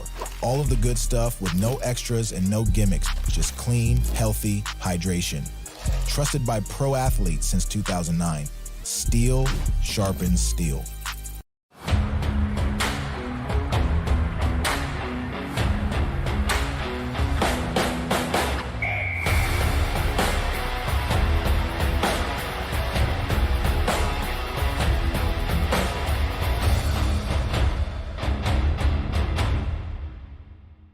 U Sports on CBC, presented by Sport à Radio-Canada, une présentation du gouvernement du Canada, the Government of Canada. Nike, Fox 40, Veriburn Medical Supply, Les Bag Baron Rings, BioSteel, and by Miller Waste Systems. Welcome back to U Sports on CBC. I'd love a hot dog right now, wouldn't you, Brianna? That would be lovely as the Waterloo Warriors are up 1-0 over the Manitoba Bisons, and a young crowd in attendance here this morning in Elmira, Ontario. The next generation of hockey players in Canada. 1 goal to show for through the opening 40 minutes, and it came 17 seconds into the first period of play. Nikki McDonald, assisted by her line mates Smith and James. And that's where we stand. After 40 minutes of play, we'll take a look at some of the highlights from this game. Well, there's been chances on both sides. Manitoba really trying their best to net one here behind Mark, but have so far been unsuccessful. Warriors on the power play, a couple opportunities, as you saw James in the bumper spot. Nikki McDonald trying to get another one for herself this game, and Nora Collins trying to do what she can, streaking down the left side for an opportunity on Mark. But so far, Manitoba has been unsuccessful. Stats after 2 periods of play, pretty even. Of course, Waterloo leading by a goal, shots 20 apiece. Face-off wins 26-26.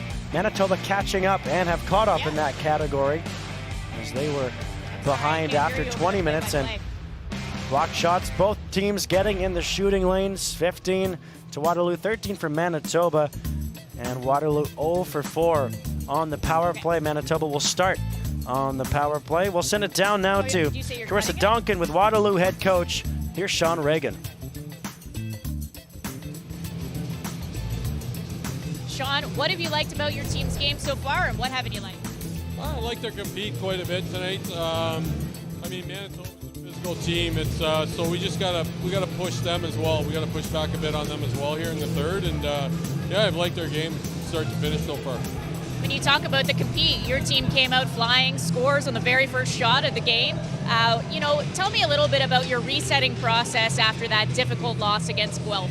Yeah, it's a tough loss against Guelph. That's the second time in big games we've lost to them. But I mean, just the mindset is that we came here to win games and play hard and compete. So I thought we got off to a great start, and looking forward to continuing the third period here. Thanks, Coach. Appreciate your time. Thanks, Krista. Waterloo up by a goal, and high spirits being shown on the bench. A couple of players photobombing that interview with Sean Reagan. So although they're in the consolation bracket, they're here at home playing in front of a hometown crowd. And your Murray all smiles on the bench. I'm pretty sure one of the players that was photobombing that interview was Williams, and she was having a heck of a time behind head coach, making some faces, having fun. And at the end of the day, you get to play one more game with a team that you share such a strong bond with. Why wouldn't you want that opportunity? So the puck is dropped, and we are back underway. The Manitoba Bisons, a minute 36 of power play time to carry over into this third period, looking to get back on even terms against the Waterloo Warriors. 4 players in the corner. Well, a reminder again that Bisons are on the power play, and they're wasting quite a bit of time here. Good job by the Warriors. As Gertson centers that puck in front for Anderson, but she couldn't pull the trigger. That was a hot pass. Gertzen, nice snap pass to the near side, and that shot in on Marcus bobbled. It was loose between her legs, but the whistle goes, and it stays out. Oh, and it looked like Orth was getting a little physical as she dumped a player to the ice in front after Mark had already made the play. And excuse me, it was James actually. And Manitoba looking for a call. It was Hybers there who had been dumped in front afterwards. Not going to get a call. 57 seconds of power play time left to work with as Nickel gets on this puck below the goal line. Up top, Rasmussen. Pardon me, Collins, and now down low. Nickel going toward the net and the side of the cage. Karamark will hold on to it, and this should go to the interview in that second intermission from the Bisons, talking about generating rebounds on Karamark. A huge chance to do that on the power play. Oh, and it was Bird who had mentioned that, Desmond, you're correct, and getting pucks to net and trying to generate rebounds. But again, it's trying to get the right shots on net to be able to generate the rebounds. Bisons have had a lot of opportunities of getting shots on net, but not the right shots. Collins steaming in on the near side, and Porter looked like she lost the handle for 1 second, but she regathers the puck and sends it down the ice. Well, the fact of the matter is that she lost her handle. She still had the ability to regain possession of the puck, and there was no Bison player around challenging that. You were on the power play. You have to go and retrieve the puck. Back to 5-on-5 hockey. Waterloo Warriors powered back up. Willowas sends it over to an open side, and there was nobody there. On the near side, McDonald, as the Bisons were changing on the fly. Not enough communication coming on the ice or from the bench.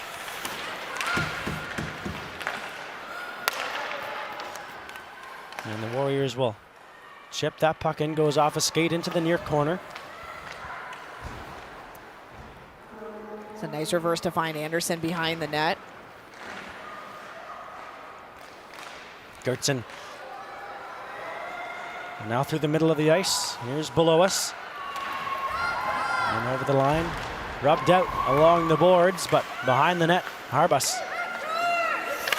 Plays back up top to the blue line, drifting that shot through it, hit Ducio. And it'll come to Orth.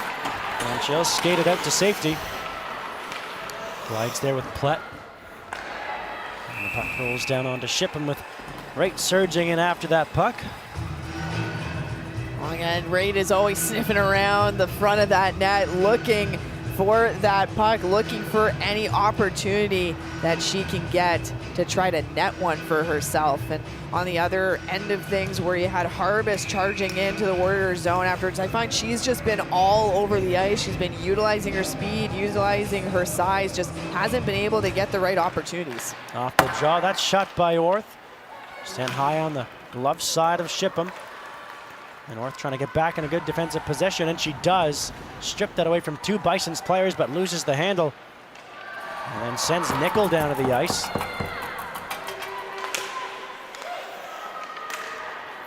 Nickel shadowing Mitchell. And Mitchell plays it up top, but can't get the puck out. That's sifted through from the line. Williams able to get it out to center. And there's Vines.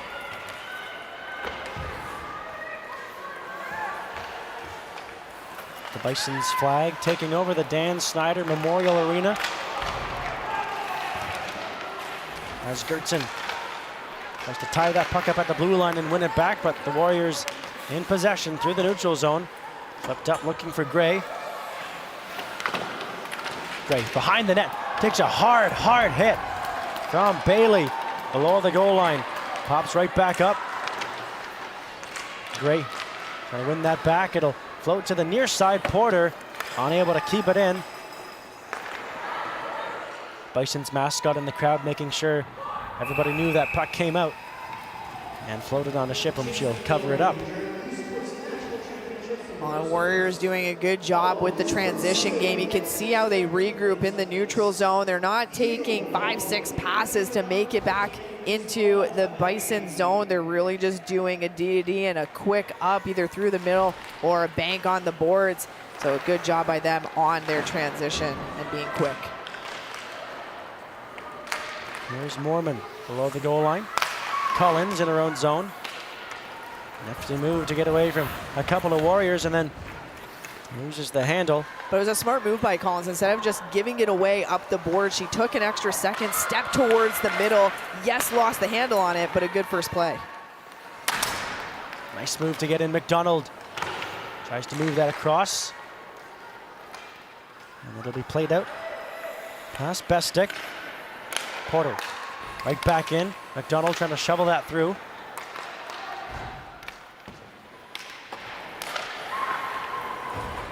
Sent back in by Waterloo. Takes a bounce that's fielded by Shipham, and behind the net, Nikki McDonald. Smith back to McDonald, and Putt gets that over to Vines. Good step up in the neutral zone as Lucia wins that puck back for Waterloo. Nickel surging in after it, can't win it back for Manitoba, and at center ice it'll be shot back in by Hanner. Well, Hanner had been lurking around that offensive zone blue line, looking for something. She had to be quick initially to get back on side as she was in there before the puck had even gone there, as it was slowed down along the boards.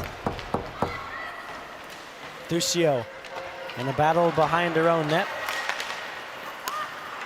Back up top to the blue line, and that shot goes off a stick, up and out of play. Shot still even, or relatively so, 21-20 in favor of Manitoba. Over 5 gone here in the third period. Well, there's been a lot of good battles kind of around the ice surface on both sides. As you see behind the Warriors net, you have 2 Bisons, 2 Waterloo players, and Hurst ends up giving a big shove to the Bisons player to knock them down to the ice. So physicality has absolutely been present throughout this game. It's only ramped up as we've seen each period go by. Warriors under pressure in their defensive zone. Swatted at by Patrick.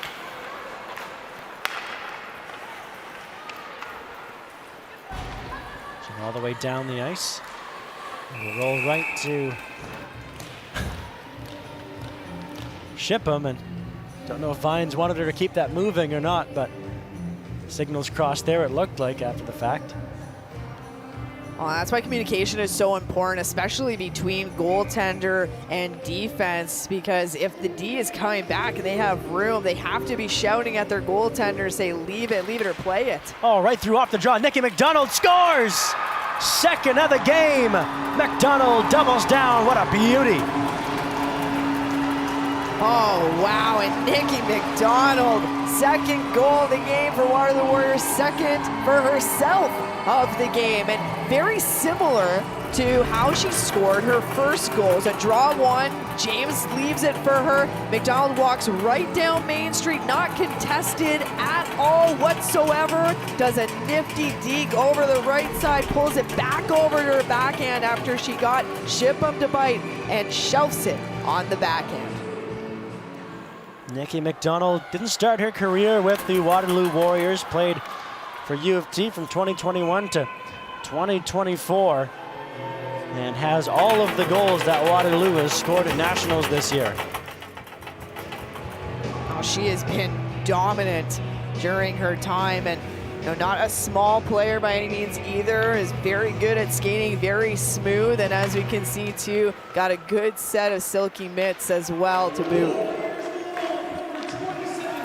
Assist credited to Gracie Smith as the Manitoba Bison look to come back in and try to get a goal on the board.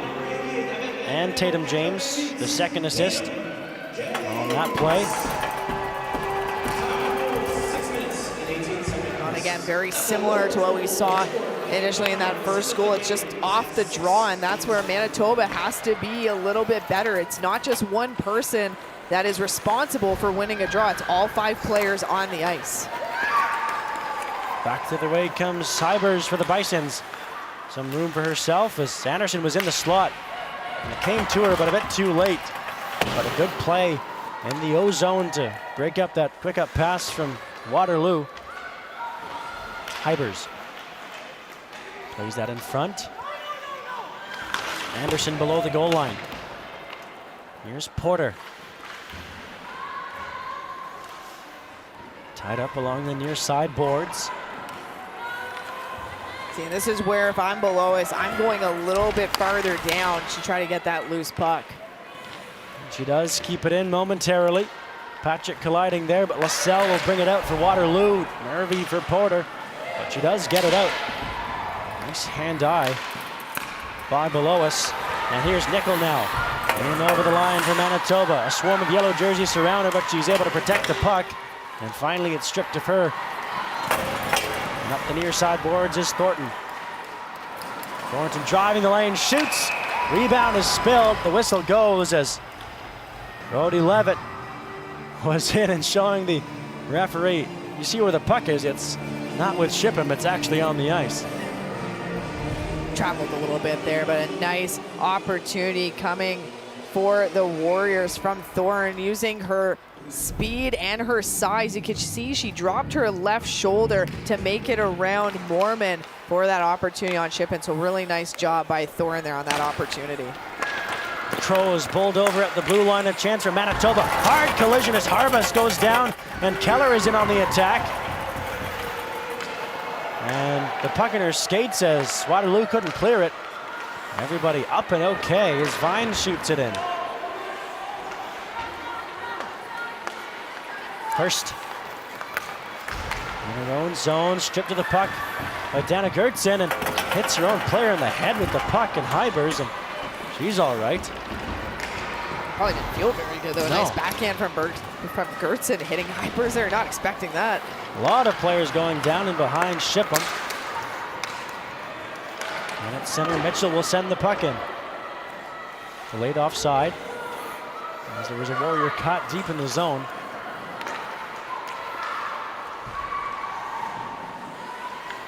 Mitchell will track back for this puck, and Collins will meet her on the near side. Great. Chipped high, but just cleared out as Anderson couldn't keep it alive. Off the bench, Dana Gertson. Held in at the blue line. As the puck comes out of the corner below us. Over the head of Gertson. And right now will try to extricate this puck and chips it neatly up the near side boards. 2-on-1 for Waterloo. Williams plays it across. Great save by Shipham. Robbing North on the doorstep. Well, it was a huge stop there coming from Shipham as Bailey is taken to the ice in the corner and given a couple extra shoves. She was the D playing that 2-on-1 and actually cheated a little bit over to the puck carrier, but as a D, you need to cheat a little bit more the other way. Your job is to take away the pass. You allow the shooter to your goaltender. And that's iced by the Bisons, and the faceoff will come back inside the attacking zone for Waterloo.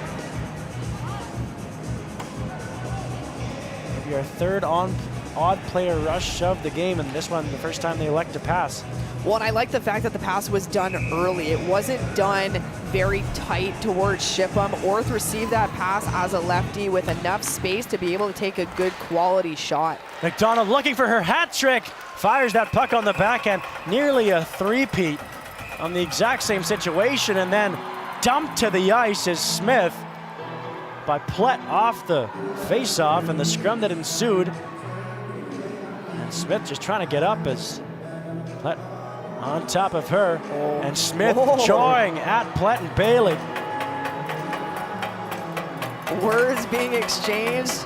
I'm sure some really good chirps were said to each other there. Well, we're gonna settle things down here as it's getting all heated here in Elmira, Ontario.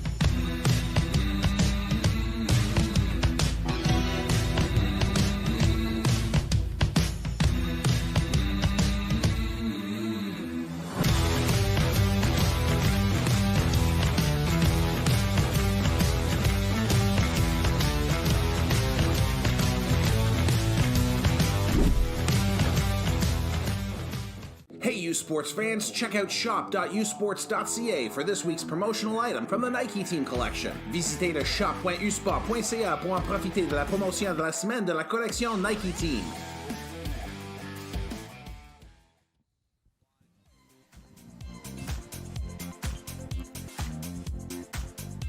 It's getting heated in Elmira, Ontario, as the Waterloo Warriors are up 2-0 over the Manitoba Bisons. This scrum a couple moments ago, Brianna. Yeah, it was Smith jawing with the Bisons and saying, yeah, talk. You're all just talking. That's all I hear. Chirp, chirp, chirp. I was waiting for her to point to the scoreboard, but that didn't happen. Maybe we just missed that part. I don't know. But I understand it. You know, the Bisons are frustrated. Calls haven't gone their way. They're getting pushed around all over the ice, and the energy is a little bit lower, and momentum is really not with the Bisons. It's very much been with the Warriors. Reminds me a lot of actually the quarterfinals between them and Concordia, just a little too late at this point. But the Bisons are going to get the benefit of a call here, and this time it won't be a carryover power play. They're going to have a full 2 minutes or less to work with. Heading to the box. It's going to be Duccio who heads there for 2 minutes or less. So big opportunity here for the Bisons. Just under 10 minutes left to go as we're going to have another look at what called this here. It's going to be Keller, who's all up in Duccio's business, so 100%. That's a good call there, and a break for the Bisons. Good heavy forecheck coming from Orth, not allowing any time or space to Bailey, but Bisons are able to come out. Bisons were 1 for 2 against Concordia. Their lone goal scored by Nickel on the power play. And at the point is Bailey. Bird, back to Bailey. Shooting that was blocked by Williams. The rebound still there for Harbus. Far side shot, what a save. Kara Mark on Anderson. Good job by Mark, making sure that she was tracking over, just pushed over to be able to take that shot by Harbus.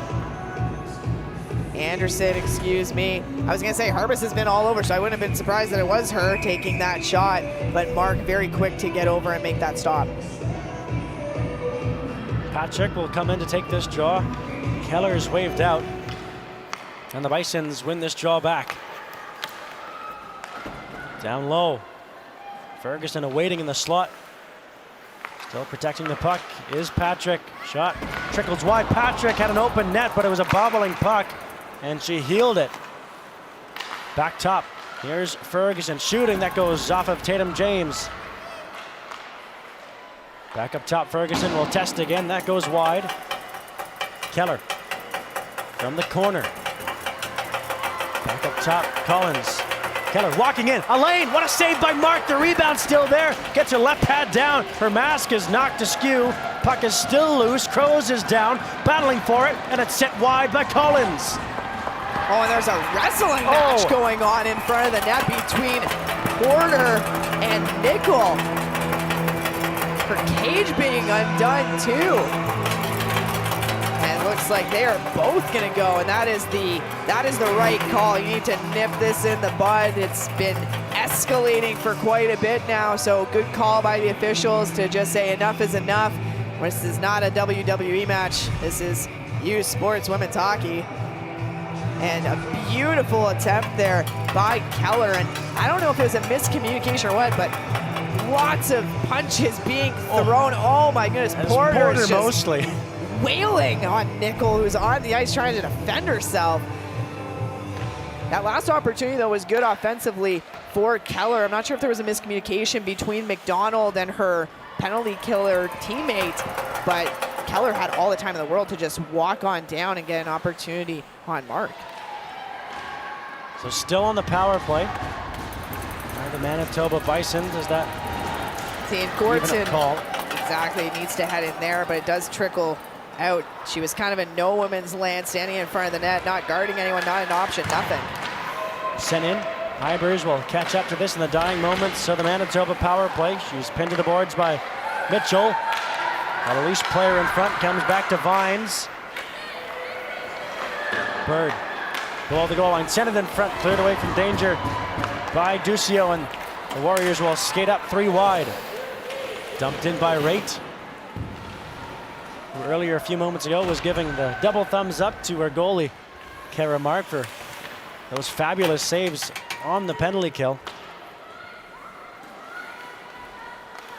Bestick. Late offside. Still offside, and they should, oh, they don't blow it down. Now they do because they touched it in the faceoff. Should come all the way back into the Bison zone. The world is coming to London, Ontario this summer. Don't miss the 2026 FISU World University Rowing Championships from August 13th to the 15th in partnership with Western University, Rowing Canada, and Tourism London. For more information, visit rowing2026.fisu.net. So the faceoff does indeed come all the way back inside the Bison's defending zone. Keller will be waved out. Patrick will come in to take it. One back by Patrick. Slapped at through the middle of the ice, ranging after the puck. And Keller couldn't get there in time. Well, you can tell she wasn't happy about that as she was on her way, and Crows did a really good job interfering with her trajectory enough, getting in the path, out of the path, but not enough to take the penalty. So smart defensive play there by Crows. 6:32 remaining in the Manitoba Bisons season, as the Warriors are up 2-0 right now in this consolation semifinal. Winner moves on to the consolation final. That'll be Sunday at 8 a.m. Have you ever played a hockey game at 8 a.m., Brianna? I don't think I've stepped on the ice. I didn't know the rinks were open at 8 a.m. I mean, 6 a.m. practice. Oh, what a tip off the crossbar from the slot by Sarah Harbus. And well, like we were saying about Harbus, she's been in and around the net throughout this entire game. But to answer your question fully, I think the last time I stepped on the ice that early was 6 a.m. practice when I don't even know how old I was. Here's Smith. Left a move in the neutral zone by Tatum James, and another one as she brings the puck in and shoots, and it was deflected in front off of Gertson. Up to Bird. Cool, Bird able just barely to keep it in with some nifty moves there. Good patience shown by her too as she tries to find an opportunity in. Oh, Bird still on the puck, gets taken down or might have lost an edge. And Kira Raitt will come back with it. Can't get the puck out of the zone. Put him deep. Looking for Bird to chase, and Atchison will send it around. And that will be a clean icing call against the Waterloo Warriors. Well, you know, we've been talking about the Bisons trying to have these opportunities, trying to get better shots on net. And there's a good shot coming from the point and a great tip coming from the high slot in the form of Harbus. And honestly, she's been in and around the net and the puck all game. It's almost like she's due. And here is Harbus spinning and firing. That was punched out by Mark. Raitt chips that off the boards. Down the ice, Orth chasing after Ferguson. Orth will get there first. Well, Orth did a good job making sure that she got inside track, and if you're Ferguson as a D, you have to make sure that doesn't happen. Here come the Bison again, and that floaty shot by Keller is scooped up by Kara Mark. CBC Sports is the home of university sports in Canada. Catch the best men's hockey teams in the 2026 U Sports University Cup presented by Steel Mazda, live from Halifax. Watch on CBC Gem, cbcsports.ca, and CBC Sports YouTube with the gold medal game Sunday at 12 p.m. Eastern on CBC Television. U Sports on CBC, where champions are made. McDonald on the near side, tries to pull that through the middle. Nikki McDonald on hat trick watch as Tatum James pulls the puck in. Smith, McDonald's on the back door, and it's cleared out into the corner. Oh, and Smith had a wide open net as Bisons are taking down its Bird that was completely smoked, and no penalty on that. Smith, puck in her skates, trying to move it forward. Nickel Send it down the ice. Patrick, as the Bisons are offside. Keller into the zone. Tied up along the far boards. Gertson hacks at it. Off the right pad of Karamark. Vines at center ice, dispossessed. Skating well. And battling for it is Kira Raitt. Now it's Stick on the ice. As Raitt will fish that puck out off the boards. Orth in there to help out. It'll come back to the blue line off the bench. Atchison sends it in.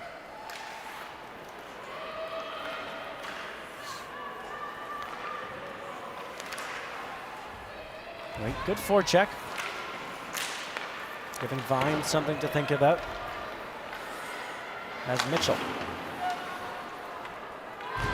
sends that down the ice, and a couple Bisons coming off the bench. It'll be 6-on-5 now, as to the bench is Emily Shipham.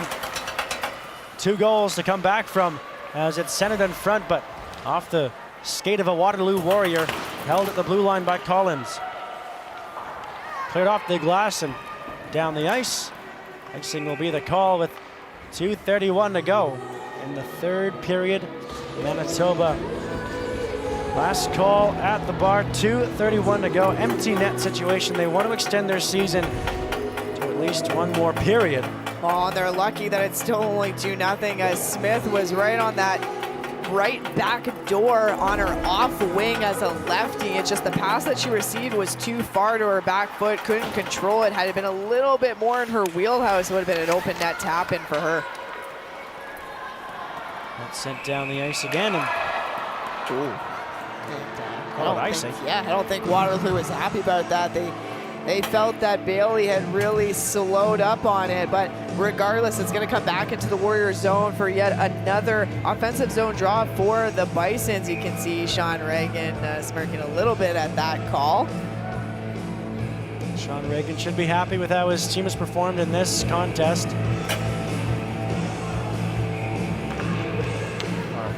How Nikki McDonald's line has performed in this contest. As the Warriors do battle to get that puck out. Gray will chase it in. Anderson. Through the middle of the ice. Laid off for Bird. Gertson into support. Under 2 to go in the third period. Gertson, sharp angle. Big rebound in front. Waterloo. Cleared to the corner by Ducio. Patrick shot goes behind the goal line and sprawling out. Oh boy, Gray crashes into the boards and pops right back up. As it's shoveled to the trailer, Patrick's shot is blocked in front again. Ducio getting in the way. To the blue line again, 6-on-5 continues. Here's Julia Bird, holds and shoots. Glove down by Karamark. Well, it was nice patience shown by Bird there. She saw a couple instances ago that Ducio had made a really good play getting in shooting lanes of her teammate Patrick. And so she decided, I'm going to wait her out, allow her to go down, and then I'm going to take my shot, which is exactly what Bird just did on that opportunity. But Mark was square to it, ready to go, and gloved that one. Contrary to what Julia Bird said in her interview, Karamark has really not been spinning out many rebounds. Maybe they were watching some game tape from previous OUA games during the season, but in this game, she's been rock solid.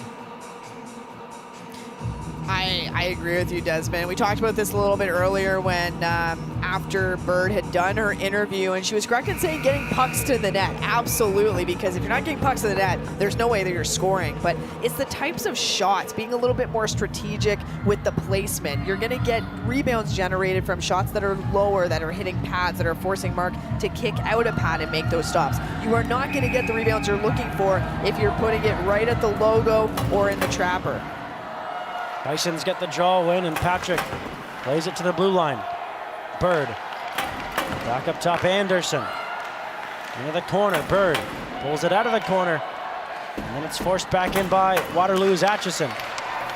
Raitt can't clear the line. Kept alive. A chance for Patrick to shoot. Great save by Mark. And It's cleared back into the Bison zone. Good stop by Mark, and Keller did a good job walking down and getting a low shot again, forcing the pad stop by Mark. One of her teammates was there on the back door looking for that rebound, but unable to corral. Oh, what a move by Collins to break in, and first shot is fought off by Mark with 40 seconds to go in the third period. Collins had some good speed there and again was able to take that inside track because the D had crossed over and allowed the middle of the ice to open up, just unable to finish. Below the goal line is Nickel. Not going to send that puck in. Hurst to the line. And not out though is Kira Raitt. Hauled down at center ice, vying for the empty net. They won't call it. We'll play on with 10 seconds left. Nickel brings it in. Gertson has her stick stolen. That's fine. And it'll be frozen by Mark with 3 seconds left.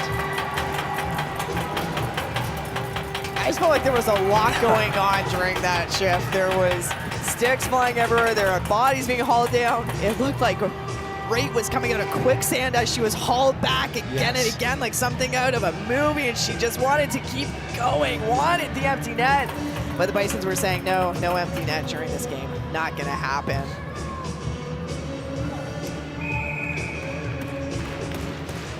And with that puck drop, the Manitoba Bison season will come to an end. A 2-0 shutout recorded by the Waterloo Warriors.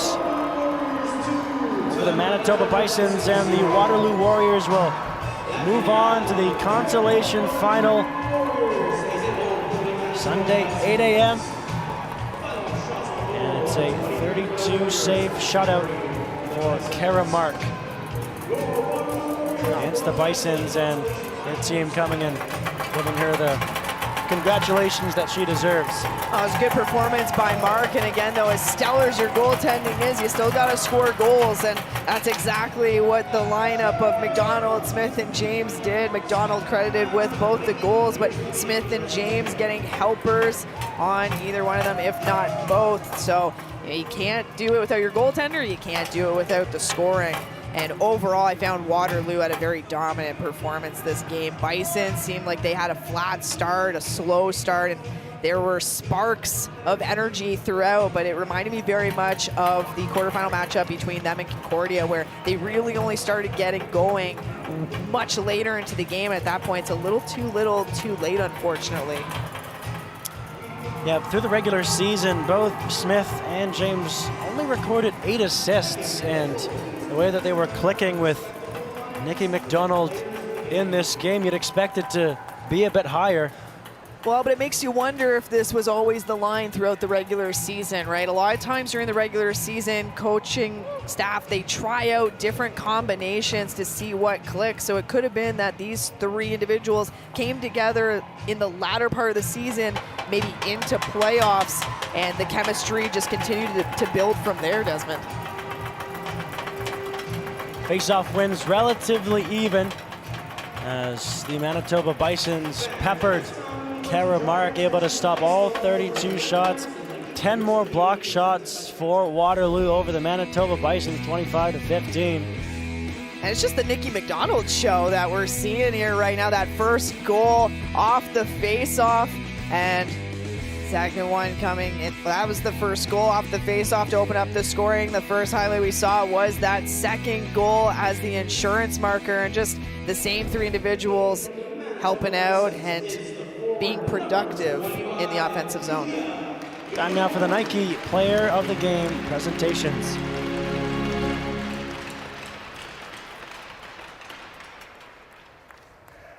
So it's Julia Belois from the University of Manitoba who earns Nike Player of the Game. Out of Winnipeg, Manitoba. 6 points in the regular season for her. Forward number 27, Nikki McDonald. Who else, Brianna, than the player who scored the only 2 goals in the game and really dominated up front? Nikki McDonald, a goal at 17 seconds in the first period to open the scoring, and then at 6:18 of the third, Two pretty identical goals, as you mentioned. A couple times, both assisted by James and Smith. And the Waterloo Warriors will have one more game to play here on home ice.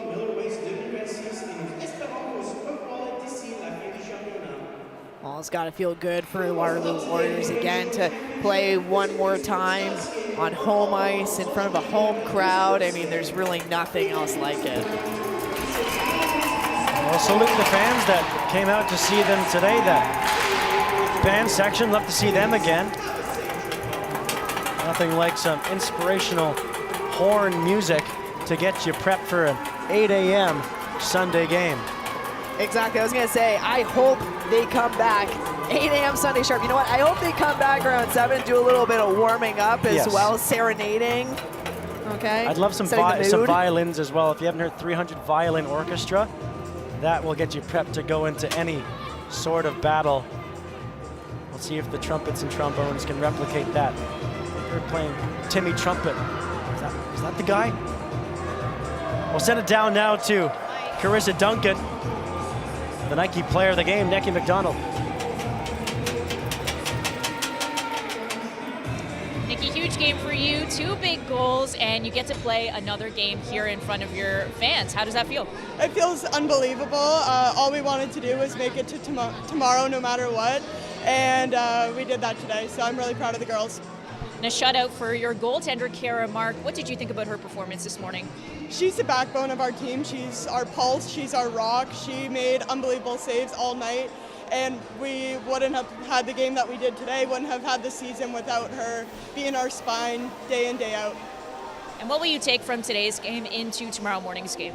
Just playing a full 60 minutes. I thought overall we had a really good game, forechecking and really pressuring their D a lot, and I think tomorrow we just really got to get more shots and get pucks to the net and bodies there. Best of luck tomorrow. Thank you, I appreciate it. Nikki McDonald, TV star, now her second interview with Carissa Duncan, and pucks to the net. There's a happy fan at the Woolwich Memorial Arena in Elmira. An updated look at the consolation bracket. UBC and Ottawa will play in a couple of hours. Waterloo and Manitoba. Manitoba's done. They're going to head home back to the West Coast. Waterloo moving on to the Sunday consolation final game. So join us for our next broadcast featuring the UBC Thunderbirds upset by the Montreal Carabins against the U Ottawa Gee-Gees, who were taken down by the Reds yesterday in the shootout at 1 p.m. today. So on behalf of Brianna Newell, Carissa Duncan, our whole U Sports on CBC crew in Elmira, Ontario, I'm Desmond Thomas. We'll see you in a couple hours for consolation semifinal number 2.